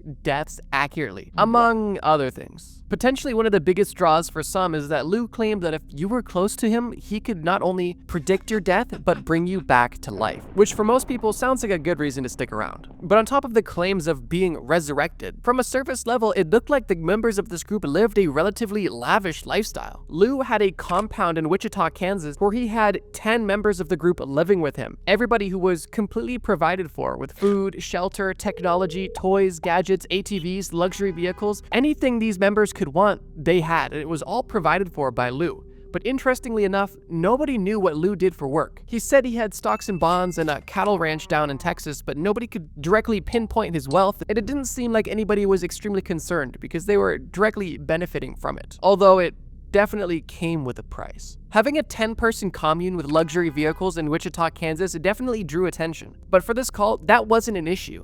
And Lou was an active participant in the community. He would donate to the police, have community-wide barbecues in his backyard, and even had an ATV track on his 10-acre property where anybody could come and enjoy the track. This sense of community definitely allowed people to feel a little bit more comfortable, and I think people assumed that if he had something to hide, he wouldn't be so flashy, which may seem reasonable, but you could also say this is more or less of a John Wayne Gacy approach. But here's the thing. Behind closed doors, unspeakable things were happening, and although on the surface it seemed like an outgoing, luxury lifestyle of cool people just having fun, it was really anything but that once you got to the core of the group. When Angel's Landing went from Texas to Wichita, Kansas, they actually gained 3 new members: Lou's real estate agent and 2 young daughters. This real estate agent sold Lou the property, and upon meeting him, she felt very compelled to not only be close to him, but protect him. And he shortly after confessed to her that he was an angel. Because of this information, this real estate agent uprooted herself and her 2 young daughters from Missouri to Wichita, Kansas to join the commune, leaving her husband and her children's father behind. I'm assuming you can guess where this is going, and it ended up with Lou assaulting and abusing both of these young girls. But not only that, combining it with mental manipulation to make them feel like it was almost normal, which it obviously wasn't at all. In 2003, the story got a lot more publicized, as one of the members living in the commune had passed away. This member had seemingly fallen, hit their head, and then fell into the pool, which caused them to drown and die, which obviously got a lot of attention but wasn't necessarily considered suspicious, at least not legally. The death aligned with most accidental drowning deaths and was not considered for having any foul play, although that didn't mean that there wasn't any questions stirring about this commune within the community. At this time, unbeknownst to Lou and the rest of the commune, the police were actually closely monitoring the commune, but not for the reasons you may have thought. They were being monitored by the narcotics department because Lou had unexplained wealth, and their assumption was that there was an illegal drug operation or something along those lines funding this 10-acre ranch with seemingly unlimited money. And with the news breaking of this death on the property, some members in the community had their own questions as well. This member that they lost was considered to be the mother of the group, and she was Lou's right-hand woman. And it was a tragic loss within the group and outside of the group, as she was somebody that people looked up to and at least had a positive relationship with publicly. Following the death of the member who passed away in the pool, the other members of the group were waiting for Lou to bring her back, as he claimed that this was an ability of his. And after some time passed, Lou changed his story and claimed that he doesn't want to bring Patricia back. Lou claimed that where Patricia is now is much better than where we are, and that our goal is to meet her where she's at and not to bring her back here. And I suppose that was a satisfactory response to some of the members. And although the death was ruled as accidental, the FBI was interested, to say the least. They began looking into a Lou Castro and realized that there is no record of this person existing. No documents, no birth certificate, no driver's license. They were dealing with a ghost, until they found one piece of information referencing the name. This was an obituary for a woman he used to live with in a previous smaller commune. This woman had passed away with her new boyfriend and daughter during a leisure flight, and unfortunately, shortly after takeoff,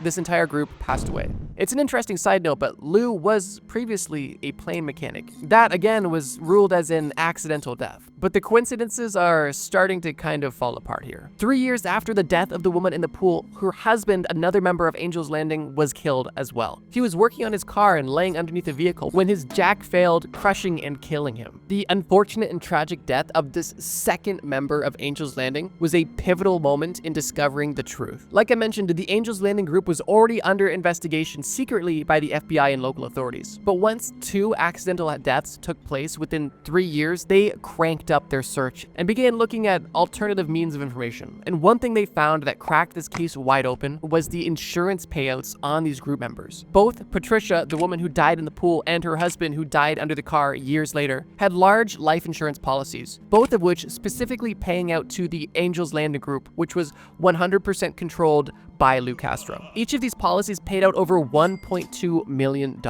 And suddenly, things are starting to make a lot of sense. Somebody who's able to predict deaths and then have them magically happen, somebody who has accidental deaths magically follow him around, and somebody who has an unexplainable amount of wealth, but no source of income. All now starts to make a lot more sense when you realize that there may be some foul play going on here. But in case that's not enough to make you convinced that there was something really strange going on in this cult, 2 years after the husband of the initial woman who died passed away, there was a third death within the group. It was the death of the real estate agent who moved into the commune to protect him. This same woman that had 2 young daughters in the group. Lou got her 2 young daughters together and told them that it was her mother's time and that she was going to die shortly. Obviously, they were extremely upset and didn't want to believe it, and they told their mom. And their mom didn't seem too fazed and reassured them that she wasn't going anywhere and that she was going to be fine. But unfortunately, 2 days later, she passed away in a horrible car accident. And at that point, detectives were no longer allowing this to go on anymore. Once again, a life insurance payout was due to hit Lou's account any day. And coincidentally, the previous balance was getting pretty low from the last payout. It's almost like this was how he was funding his lifestyle. At this point, detectives were just going to his property and had a unique plan to collect fingerprints to try to get more information. They knocked on Lou's door and they told him that they were looking for information on local criminals and had pictures of criminals that they wanted him to potentially identify. The detectives entered his home and were starting to show him pictures, hoping to get fingerprints on the photographs, but they noticed that Lou was only grabbing these photos with his fingernails, meaning that he knew what was going on and that they were not going to get any fingerprints. Eventually, they were able to get him on charges of bank fraud, but realized that they needed to get him on these murders if they wanted him to serve any substantial time. And at this point, the stars almost aligned, because the eldest of the 2 young girls who were a part of this group at this point was an adult, and had met a man who shortly became her boyfriend. Not long into dating, they had a moment and she opened up to him about everything. And that night when she went to bed, he went to the FBI website and informed them about everything that was going on in this strange Age cult in Wichita. Surprisingly, they were quick to respond, collected her statement, and began a full-blown investigation on all of these claims. At this point, they were able to speak to the younger daughter as well, where they were able to collect all the information they needed to put this man away for a serious amount of time. During this Lou person's trial, it was revealed that his name isn't Lou at all, and that was only one of his many aliases, and that his name is Daniel Perez, and he has an extensive history of sexual abuse and much more. And the result of this trial happened in 2015, when Daniel Perez, aka Lou Castro, was sentenced with 80 years in prison.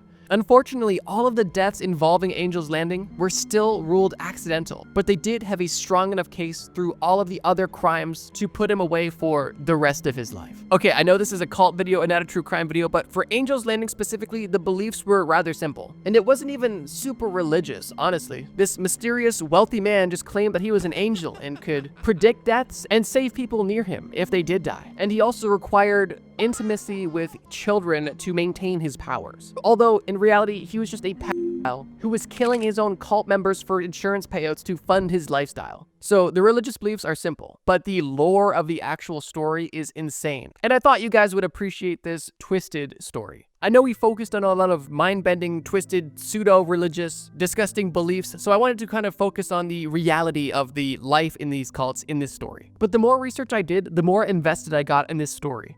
And well, here we go. Before we get into the last cult of this video, I just want to say that it is the unfortunate reality that there is so many crazy and scary cults that have existed and still exist to this day. And although I hand-selected a few for this first video, I do have a sizable number of other cults I do want to discuss, although I didn't want to make this video extremely long in case it wasn't something you guys were interested in, because I haven't really discussed cults on the channel before. So if you guys are interested about more scary and truly disturbing cults, let me know in the comments or leave this video a like. This sort of engagement helps me understand what videos you guys actually want to see. But with that, let's get into our final cult, of this video at least. Let's say that you have absolutely no interest in any sort of religious group at all. Let's just say that you're interested in history, and let's say that maybe you found a particular interest with the Knights Templar, the Catholic military group tasked with protecting the Holy Grail. Perhaps that's an area of interest for you. Well, what if you were approached by some individuals who claimed to be the descendants of that military group, and claimed to hold their ideals and then some? You may be interested in hearing them out. And what if these people claimed to you that not only were they the descendants of the Knights Templar, but one of the members was also the reincarnation of Moses from the Bible and King Tut's dad? At that point, you're likely gone, but let's say you're still a little interested. But here's the catch. Even if you're potentially interested in hearing them out, you have to be approved. Specifically through a sizable donation, as this cult is a pretty elitist group, with a group size at its peak of only around 300 to 400 members. So unless you were really wealthy, you weren't even able to hear them out, because they believed that only the richest were even worthy of hearing their message. This was the message of the Order of the Solar Temple, a Neo-Templar movement and a cult. This group had members in Canada, Switzerland, and France. One of the founders of this cult actually had a child with another cult member and believed that this child was a perfect child and that it was a higher being, and that any children that were to happen within the cult would be higher beings as well too, to help his daughter on her purpose. The cult grew and grew, and over time there was a lot of mismanagement happening between the two founders who didn't speak much about the direction of the cult. One leader was focusing on the inner workings of the cult, specifically the meditations, ceremonies, and day-to-day management, and the other leader was focused on the recruitment process, essentially running seminars and spreading the message of their special little group. Because this cult required very significant financial backing, members started to become uneasy on where their money was going, as the cult seemed to have not been growing as much as it once was. And this perfect higher level baby was now a teenager, and she was starting to rebel against her own father as well. And in 1991, one of the ex-members actually sued the group, which definitely started to show the writing on the wall for this elitist cult. And the next year, in 1992, one of the cult leaders was actually arrested for trying to buy illegal firearms in Canada, which is some unfortunate foreshadowing for what's about to happen. Later that year, people were becoming more and more restless, as not only were they unsure about where their money was going, but at this point there were so many unfulfilled spiritual promises that people were starting to not believe any of the claims of these cult leaders. This is where things get dark. As the cult was beginning to crumble and they were losing members and backing, they felt that they needed to figure out something quick, and they decided that they needed to have a transition within their movement. This was a transition to another world. At this point, they began to prepare themselves and certain high-ranking people within the Solar Temple that they believed would be highly favored in this new world, aka people that they probably thought they could manipulate. While they were prepping their members about how to transition into this new world, they were also planning how they would get revenge for those who they felt betrayed them, aka people who saw through the lies and left. The spree of this cult's revenge, starting with highly ranking cult members showing up at the door of previous cult members and stabbing their 5-month-old baby in the heart, as the leader of the Solar Temple claimed that this baby was the Antichrist, when in reality, the parents of this baby, who were also murdered in this horrific event, were simply people who didn't listen to the Solar Temple's demands, which were that they didn't get married and didn't have this baby because it wasn't what the higher beings wanted. It was essentially a power struggle that these former members were no longer interested in playing into. After this horrific murder, there was other instances of strange murder suicides until one of the most insane events associated with this cult happened. On the 5th of October in 1994, 23 people were found dead in a burning chalet in Switzerland. Their bodies were arranged in a circle, and they were all wearing ceremonial robes. After this mass death event, which was more murder than suicide, as most of the participants in this group didn't realize that they were going to be killed and left in a building that would be set on fire. Regardless, in total, 74 people died over the course of the multiple murders and mass murder suicides that happened because of the order of the Solar Temple. And it's not even known how many of these deaths were suicides and how many of these deaths were murders. Because the founders of this cult were killed in these rituals and any of the remaining members went into hiding, the authorities were stumped at what to do because there was nobody to charge and not much that they could do, as most of the participants were gone as well. The result was an extremely strengthened anti-cult movement in Europe, specifically in Francophone Europe. As this event was extremely publicized, the word was finally out about the danger that can be caused by cults. I suppose the one true silver lining about cults is the fact that they always seem to be self-imploding, although even a few moments of existence for the cults that I mentioned today are longer than they should have ever existed. None of these people needed to be hurt, psychologically damaged, abused, assaulted, or killed. And if anything, I hope this video shines a small light on the terrifying world of cults, manipulation, and abuse that's possible. The craziest execution methods from around the world. When you talk about executions, everybody seems to talk about what their last meal would be, but nobody seems to talk about what their execution method would be. And in this video, I'm going to show you some truly obscure and brutal execution methods from around the world that you would never want to experience. And as always, this video only gets more brutal as the list goes on. Italy. Falling. Italy has a long and rich history, and for that reason, I'm going to give a few examples of how they used this one torture method throughout different parts of its history in different ways. Let's start in pre-Roman Sardinia. Imagine you're just an old person living in your little hut, maybe on the coast of the island that you reside on. You realize that you're getting up there in age and realize that soon the ritual was going to happen. One day, a group of young men come into your house and tell you it's ritual time, and you prepare for what's about to happen, as you've seen it happen to other men your age. You're first given a mysterious neurotoxic drink. You are then carried to a nearby cliff by these young men. But these young men aren't just on this cliffside to watch the sunset with you. They are raising you above their head Lion King style and throwing you off a cliff. That's right. The first execution method we're talking about is falling. Definitely one of the most simple entries on this list, but trust me, the implications are pretty wild. In this first example I gave in pre-Roman Sardinia, people were literally just executing the elderly. Like, this was a common ritual. During this time, if you were an elderly person who was unable to support themselves, you were ritually killed. And this was just an accepted practice in pre-Roman Sardinia. And as I described, how this would typically go is they would get the old person intoxicated through a neurotoxic plant that was known as the sardonic herb. Regardless, once they get their elderly victim nice and high, they will take them somewhere nice and high. And at that point, they have one of two options. They are either dropped from a high height or beaten to death and then dropped from a high height. And that's just the Sardinian version of an old folks home. There's really not too much more to say about literally falling off a cliff, but it is an interesting execution method, and I wanted to add it specifically for this reason because in Italy, they were just doing it differently. This wasn't the only time that falling was used as an execution method in modern day Italy. For example, during the Roman Empire, an emperor by the name of Tiberius was known to also use this method, also for an interesting reason. Emperors would execute people for a plethora of reasons, but Tiberius would specifically execute boys that he was no longer enjoying physically. if you get my drift. Once Tiberius felt that he had his fun with these boys, he would have them thrown off a cliff while he watched. But he was compassionate because he didn't have these boys thrown onto rock, he had these boys thrown into water. Obviously, being thrown into water could still lead to instant death or death by drowning, but there is a chance that these boys could survive. But don't worry, Tiberius definitely thought of this. So when he had these boys thrown off a cliff into the water, he had men in boats below waiting for these boys to land in the water where they could then break their bones with the oars if needed. So yeah, falling is definitely one of the most prehistoric and simple methods of execution, but in Italy, back in the day, they were using it for some very strange reasons. But let's move on. The United States. The upright jerker.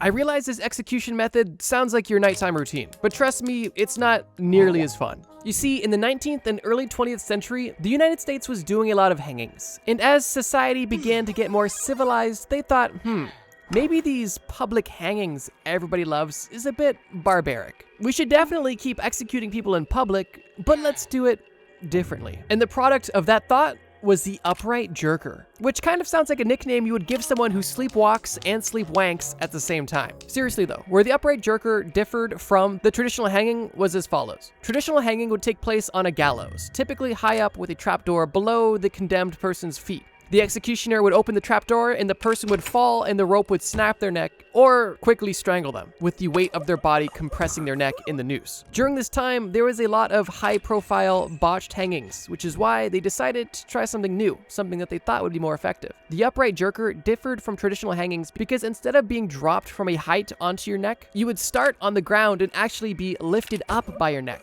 This would happen with the same style of noose being connected to the victim's neck, although the rope would be connected to a series of pulleys that would be connected to weights. So when the executioner was ready, he would activate the system and the condemned person would be hoisted up into the air, typically instantly breaking their neck, and if not, similar to hanging, would slowly be strangulated to death. The name upright jerker comes from the victim obviously being upright and being shot into the air, but jerker refers to how the body would typically move after they would be flung into the air, because the pulley system would typically bounce the body up and down, jerking them. Definitely morbid. And an interesting take on hanging I haven't heard of until now. Sri Lanka.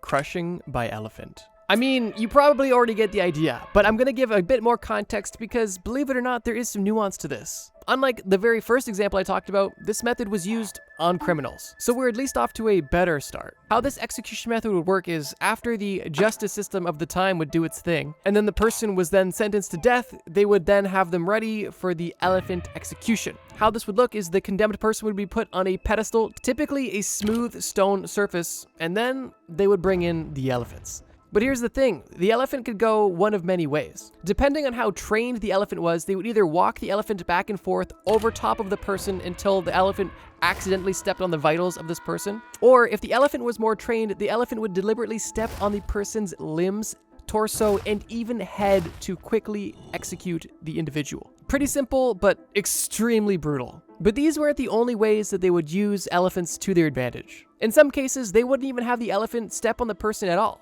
at least not at first. They wouldn't start with the person laying down. They would allow the elephant to grab the person by their trunk and throw them around. And then, once they were thrown to the ground, the elephant would then, do its little moonwalk. This method was used not only in Sri Lanka, but also in India and other parts of Asia for quite a long time, and was even popular up into the late 19th century, although in modern times it's no longer used. However, the terrifying stories still remain. And if you plan on becoming a time-traveling criminal, I definitely wouldn't recommend doing anything in Sri Lanka during the 17th, 18th, or 19th century, unless you want to get up close and personal with Dumbo. China. Execution vans. Okay, so this is the first modern method on the list, and surprise, surprise, is one of the only modern methods, because a lot of the modern methods now are humane as they can be, and most places don't even do executions anymore. But leave it to China to give us an interesting entry for this list. And while most countries around the globe have been decreasing or even entirely eliminating the amount of executions they're doing every year, China is actually raising those numbers and has a plethora of laws that if you break, you can be executed, which is for that reason why they have the execution van, which is exactly what it sounds like. It is literally a van that is kitted out to kill criminals. From the outside, the van appears to be a 24-person bus, with its windows covered and with minimal police markings. But on the inside of this bus, it almost resembles a hospital room, although nobody in this van is going to be healed. Typically, how it would work is once you end up on a Chinese death row, instead of going to a part of the prison where you'd be executed, you would be picked up by the van. And once in the van, you'd be strapped down to an operating style table and then injected with a lethal injection. And at that point, driven likely to the morgue. Truthfully, finding publicly available information on China's mobile execution chambers is a bit tough, although it's definitely not a secret. These execution vans have been in use since 2003 and are still in use to this day. Although technically this method is only lethal injection, I think the fact that China has systematized it to a point where they've made it a literal mobile execution chamber for maximum efficiency definitely earns it a spot on this list. Just imagine living in China and seeing this thing though. Like in your everyday life, when you see a hearse go by, you get kind of a feeling or a thought. But if you see an execution van go by, I can't imagine the literal aura of that thing. Can't be good. Spain, the garrote. All right, buckle up. Things are really taking a dark turn now. The garrote was used in the 1800s and the 1900s and was used not only in Spain, but also in Spanish colonies, like the Philippines. And interestingly, the garrote was seen as a more merciful form of execution compared to the going technique of death by burning, which I'll let you make your own opinion on once I explain the garrote. The garrote consists of a small seat for you to sit on and a wooden plank going up your spine. Once in the seat, you would have a metal loop wrapped around your neck. And directly behind your head on the wooden post that your spine is aligned with would be essentially a big screw. And what this screw would do was actually twofold, because as the executioner would turn the screw from behind your neck, a sharp piece of metal would slowly be pressing against the back of your neck. And with every turn, your neck would become crushed by the piece of metal literally securing your head to this post. And how this victim would die would vary. But the two most common methods were either one, having the person's brainstem literally explode due to the pressure from the spike going through the back of the neck, or if you were lucky, before you even got to that point, you were asphyxiated to death by the pressure on your neck through the metal loop. Regardless, the garrote is absolutely brutal. Just for a quick pop quiz, when do you think they stopped using this brutal device? The use was officially and finally abolished in 1978. Only 47 years ago. Chances are if you're watching this video, either your parents or possibly even yourself were alive during the time that this device was still in use. Some history isn't as far back as you think. Let's keep moving. Uzbekistan. Boiling alive. I'm going to preface this by saying that historically, boiling alive was used a lot in both England and China. But because we already talked about China and we're going to be speaking about England, I decided to pin this on Uzbekistan because they have the most recent recorded usage of this method. Now you might be asking yourself, what exactly is the method? And let me tell you. Death by boiling is when somebody boils not just water, but also animal fat, motor oil, cooking oil, or really any liquid of their choice, and then they would submerge their victim into this boiling liquid. And the result would be likely one of the most excruciating experiences humanly possible. And for that reason, it's on the list. Historically, Henry VIII made boiling the official execution method for anybody who committed murder via poisoning, as well as anybody who committed high treason. And during the 16th century in Japan, Japanese bandits were boiled alive as well. But in more modern times, specifically from 1991 all the way until 2016, Uzbekistan is alleged to have been boiling suspected terrorists on the regular. And this is kind of confirmed by a United States Department of State document from 2004, which confirmed that the Uzbekistan government had tortured 2 gang members, and their bodies were extensively bruised, burned, and reportedly submerged in boiling water as well, making that allegation a little bit more real. And since we're speaking about boiling people alive in the modern day, there's a documentary that came out in 2010 about Sicarios, the Latin American gang. And during this documentary, during an interview with a Sicario, the Sicario claimed that the Mexican cartel would boil alive anybody found to be working for the police. And these people were boiled alive in oil until they were no longer alive. So even though in the modern day, no country has boiling alive on their menu of official execution methods, there are definitely places where it's still being done, which is a terrifying thought. Ancient Rome, penalty of the sack.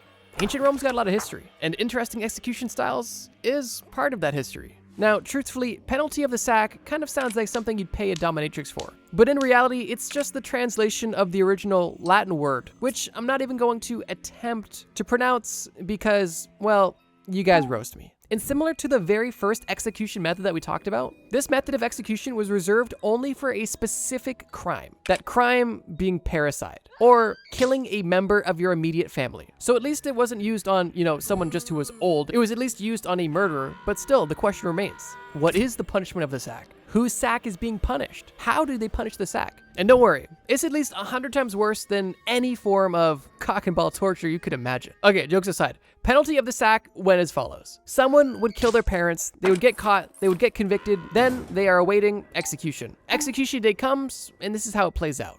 The criminal is first put into either a barrel or a large burlap sack. The person is then told to curl up into a ball, and the bag or barrel that they are in is then either filled with snakes, monkeys, dogs, or chickens. And at that point, the barrel or sack is sealed, and then you are thrown into the water. So not only are you panicking in this small confined space while you are slowly drowning, you're also in there with a wild animal. Which, first of all, what did the animal do? What did this chicken, snake, dog, what did they do? They didn't do anything. That's just friendly fire. Imagine just being a chicken and getting caught in the crossfire because this guy killed his parents. Regardless, in ancient Rome, drowning was simply not enough. That's wild.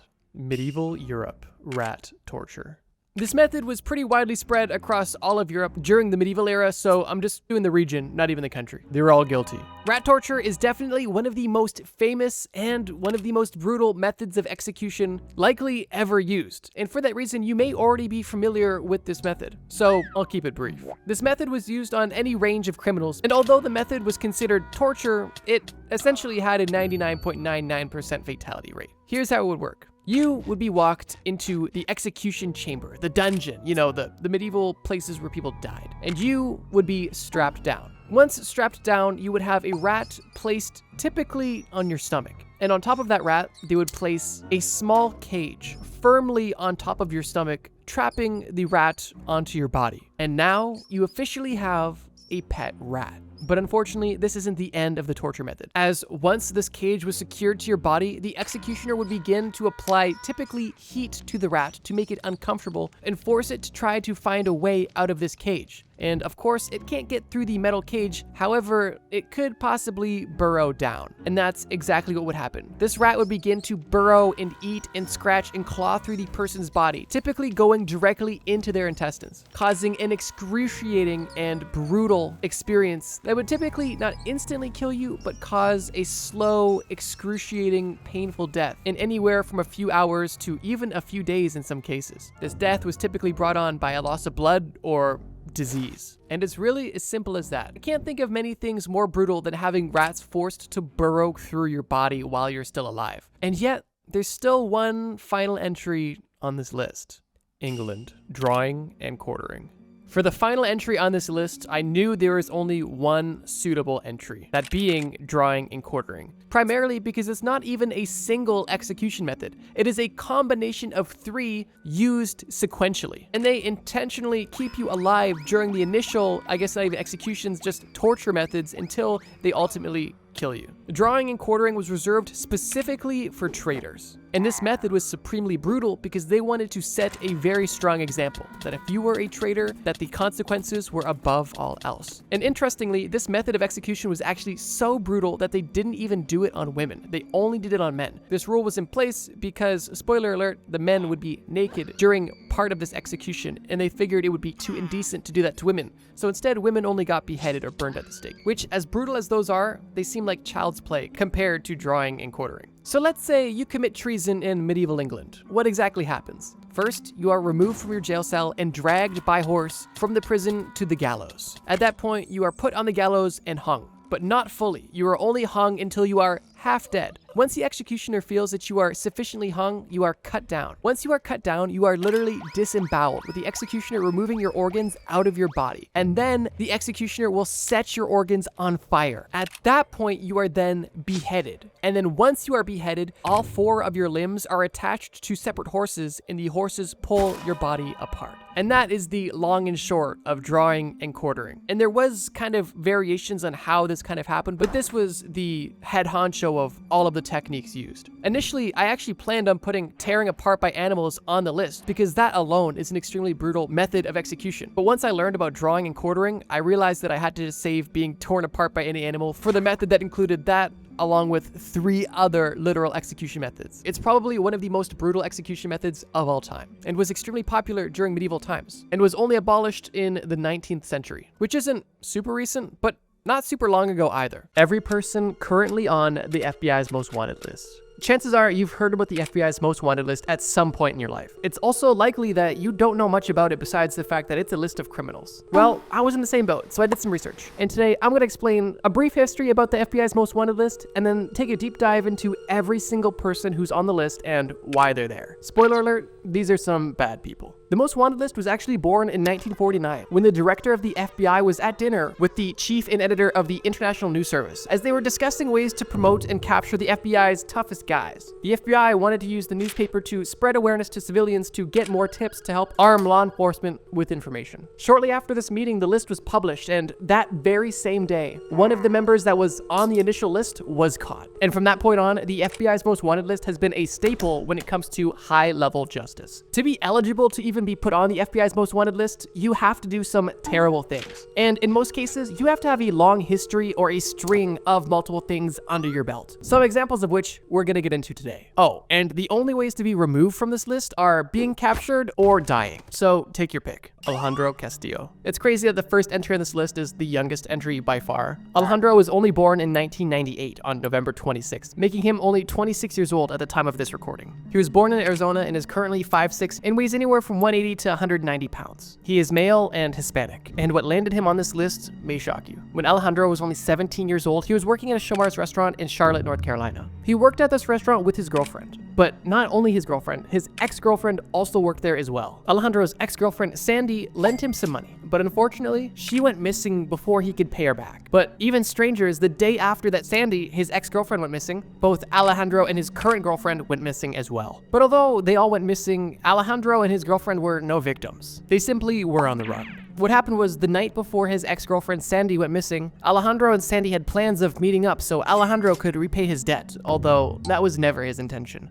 When the two met up, Alejandro and his girlfriend forced Sandy to get in the vehicle, and it was at that point when Alejandro's girlfriend held a gun to Sandy and they drove to the nearest ATM where she withdrew money. After this, they drove deep into the woods and Alejandro murdered his ex-girlfriend and left her body in a ditch. Alejandro's car was found abandoned a little bit outside of town, likely dumped by the murderers. But oddly enough, Sandy's car was found all the way in Arizona, basically on the opposite side of the country, where it was also abandoned. It was this discovery that allowed them to find surveillance footage of Alejandro and his girlfriend crossing the border into Mexico, where they currently reside. At least Alejandro still does. 3 months after they disappeared into Mexico, Alejandro's girlfriend actually turned herself in. Alejandro's girlfriend claims that one morning she woke up and Alejandro was simply gone, and with nothing else to do, she decided to turn herself in. And whether he simply abandoned her or she's telling a lie to cover his tracks, we may never know. But Alejandro, the 17-year-old murderer who's now 26, is still at large. Donald Eugene Fields II. Donald definitely looks like somebody who would be on this list. He was born on July 9th in 1964, is anywhere from 6 to 6'4" tall. He's a white male and has a scar on his chest and a few tattoos as well. Fields is on this list for an extremely unsavory reason. He's alleged to have trafficked at least one child in Missouri from approximately 2013 to 2017. It is believed that Donald was knowingly attempting to recruit, entice, harbor, transport, provide, maintain, and solicit a person who he believed to be under the age of 18 years old. To put it in regular speak, he was essentially trying to sell a child for sex. His last known location is Franklin County, Missouri, but he's been reported to have been traveling around the country since 2022. Fortunately, one of the people that Fields was selling this underage person to was caught and sentenced to over 30 years in prison, and he even admitted to giving cash, a car, a motorcycle, Christmas presents, and vacations in exchange for access to this 14-year-old that Fields was soliciting. Every time the FBI gets a tip about him, they are putting up billboards, signs, and Facebook ads in the city to get any information. But unfortunately, it seems that Fields is typically one step ahead, although I hope he is brought to justice very soon. Vitel Homme Innocent. Ironically, Vitel's last name literally translates to innocent man in French, but this man is far from innocent. Vitel is one of the leaders of Haiti's largest and most violent gangs. Besides his affiliation with a gang that has been terrorizing Haiti for years, Vitel is also personally connected to a string of murders and kidnappings. In 2021, Vitel and his gang collaborated with another gang to kidnap 17 Christian missionaries that were currently in Haiti. And if this sounds familiar, you've probably heard of this story before when it was happening because it was pretty high profile. profile. Disturbingly, out of all of these hostages, 5 of them were children, one of them being under 1 year old. But fortunately, they were all safely returned after this surely traumatic experience, after somebody paid an undisclosed amount of money. Initially, these gangs wanted $1 million per person, but who knows what they settled for. After this ransom was paid, Vitel's gang used this money to fund buying weapons, and later that year, the Haitian president was murdered, leaving a massive power vacuum and an opportunity for Vitel's gang to gain massive power in Haiti. In 2023, it's reported that this gang has up to 600 members, including children who are fighting against their will. Interestingly, Vitel offers a strange perspective into the life of crime in Haiti, whereas last year he actually did a full documentary with reporters where he showed off his lifestyle and even spoke to reporters about how he came to power and what his lifestyle is currently like. It goes without saying that Vitel is considered armed and extremely dangerous. For Vitel, the FBI is offering $2 million for anybody who can offer information leading to his arrest. But I think based on the brief that I gave about Vitel, it's understandable why this price is so high. And I also think it's no wonder how he's still on the loose today.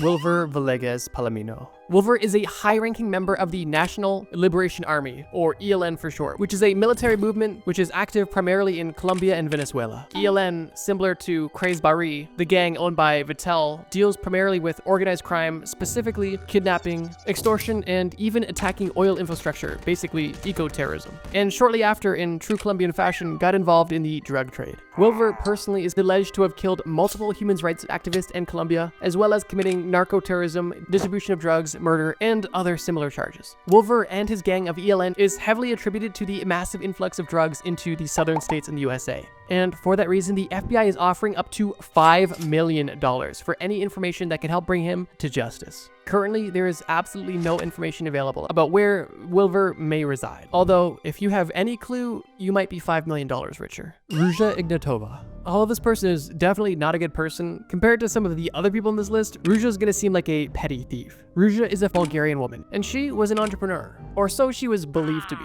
Ruja was the founder of OneCoin Limited, which was a Bulgaria-based company that was marketing and purporting cryptocurrency. I'm sure as soon as it said cryptocurrency, you saw where this was going. OneCoin was defrauding billions of dollars from their investors all over the world. And in order to make her scheme as big as it was and go on as long as it was, Ruja was allegedly making false statements and representations to individuals in order to solicit more investments in OneCoin. Basically, more or less of your run-of-the-mill Ponzi scheme, and very similar to what happened recently with FTX, which was another huge cryptocurrency scandal. Throughout the entirety of its scheme, OneCoin is believed to have defrauded over $4 billion out of investors, which is insane. Ruja's company was officially charged with conspiracy to commit wire fraud, conspiracy to commit money laundering, conspiracy to commit securities fraud, and securities fraud. And currently, Ruja is on the run. On October 12th, 2017, Ruja was charged in the United States District Court, and today they were offering up to $5 million for any information that leads to her arrest or conviction. Note to self, do not buy into cryptocurrency pyramid schemes.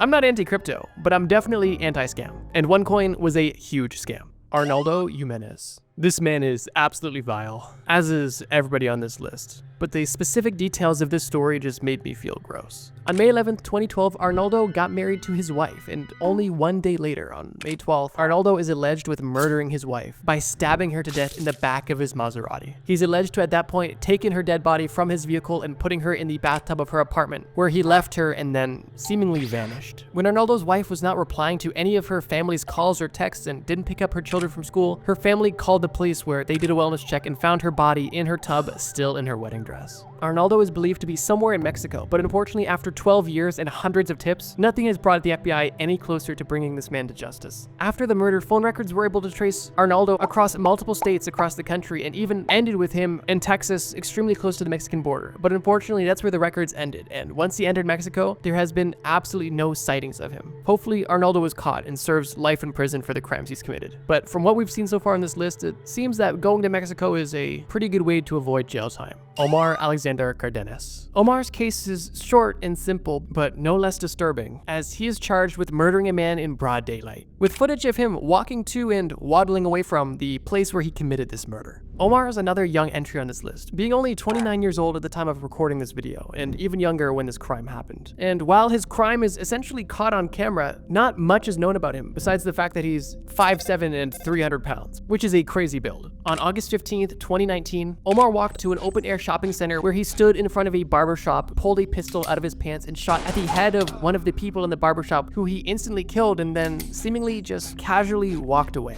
With how brazen this murder was and the fact that it was in public, in broad daylight, and even caught on camera, to me it's honestly crazy that this man is still walking free today. Being a most wanted criminal has allowed the FBI to get a lot more tips and information about this individual, but unfortunately nothing has been able to help them find him. Likely because, like others on this list, he too fled the country to avoid prosecution. Yulan Adonai Archaga Carrales. MS-13 is one of the most violent criminal organizations in the world, active primarily in South America, specifically Honduras, Guatemala, El Salvador, but currently are active in Mexico and the United States as well. Yulan here is the alleged leader of the MS-13 in all of Honduras, making him responsible for a lot of shenanigans, to say the least, such as drug trafficking, human trafficking, extortion, kidnapping, and extreme acts of violence. Yulan specifically is wanted in the US for trafficking multi-ton loads of cocaine into the United States, as well as murder and a laundry list of others. Crazily, Yulan was actually apprehended and charged in court for the murder of 2 Honduras prosecutors, when during his trial, 20 armed men dressed in the same uniforms as the anti-gang unit walk into the court hearing and seconds after unload on the entire room. 4 police officers were killed, and Yulan was once again a free man. The power that these criminal organizations have in South America is honestly scary and strongly rivals the government, although some would argue that the two are intertwined.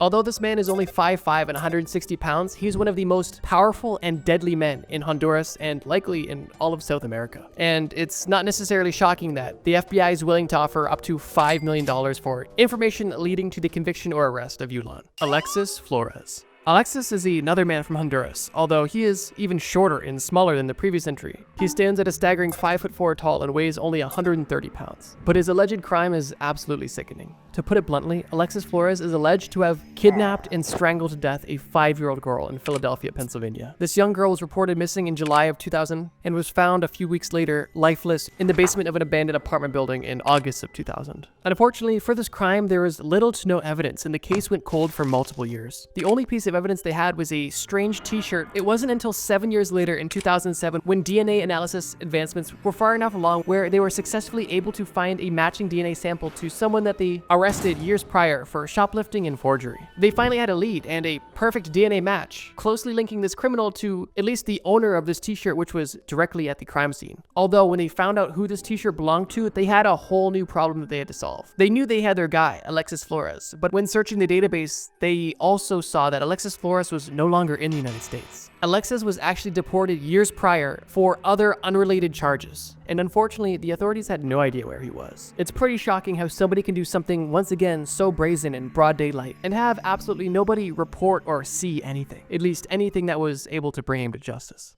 Bhadresh Kumar Chetanbhai Patel. Ladies and gentlemen, before we get into the disgusting actions of the last person on the FBI's most wanted list, I just wanted to mention 2 quick things. When doing research for this video, I not only researched those who are currently on this list, but I also made a list of some of the most infamous people that have ever been on this list that has existed for over 70 years. And although YouTube doesn't necessarily love videos on these topics, if you guys want that video, I'd be more than happy to make a video about the most infamous people to ever be on the list. So leave a like or leave a comment letting me know you'd be interested in that video. And while the FBI most wanted list is definitely the most famous list, there is also another list full of dangerous criminals. That list is the US Marshals most wanted list, and they currently have 15 extremely dangerous criminals listed on there. So if either of those videos are something that you'd want to see, I'd be more than happy to cover. Just let me know by leaving a like or a comment. Now let's proceed with our final entry. Bhadresh Kumar shares a very similar and disturbing similarity to the first entry on this list. Bhadresh Kumar and Alejandro both worked at restaurants with their significant others. Bhadresh Kumar worked at a Dunkin' Donuts with his wife, and it's at that same Dunkin' Donuts where Bhadresh Kumar's wife would pass away. Customers entered this Dunkin' Donuts and called police after realizing that there was no employees at the store whatsoever. And once police entered the store, they checked in the back and found a lifeless employee.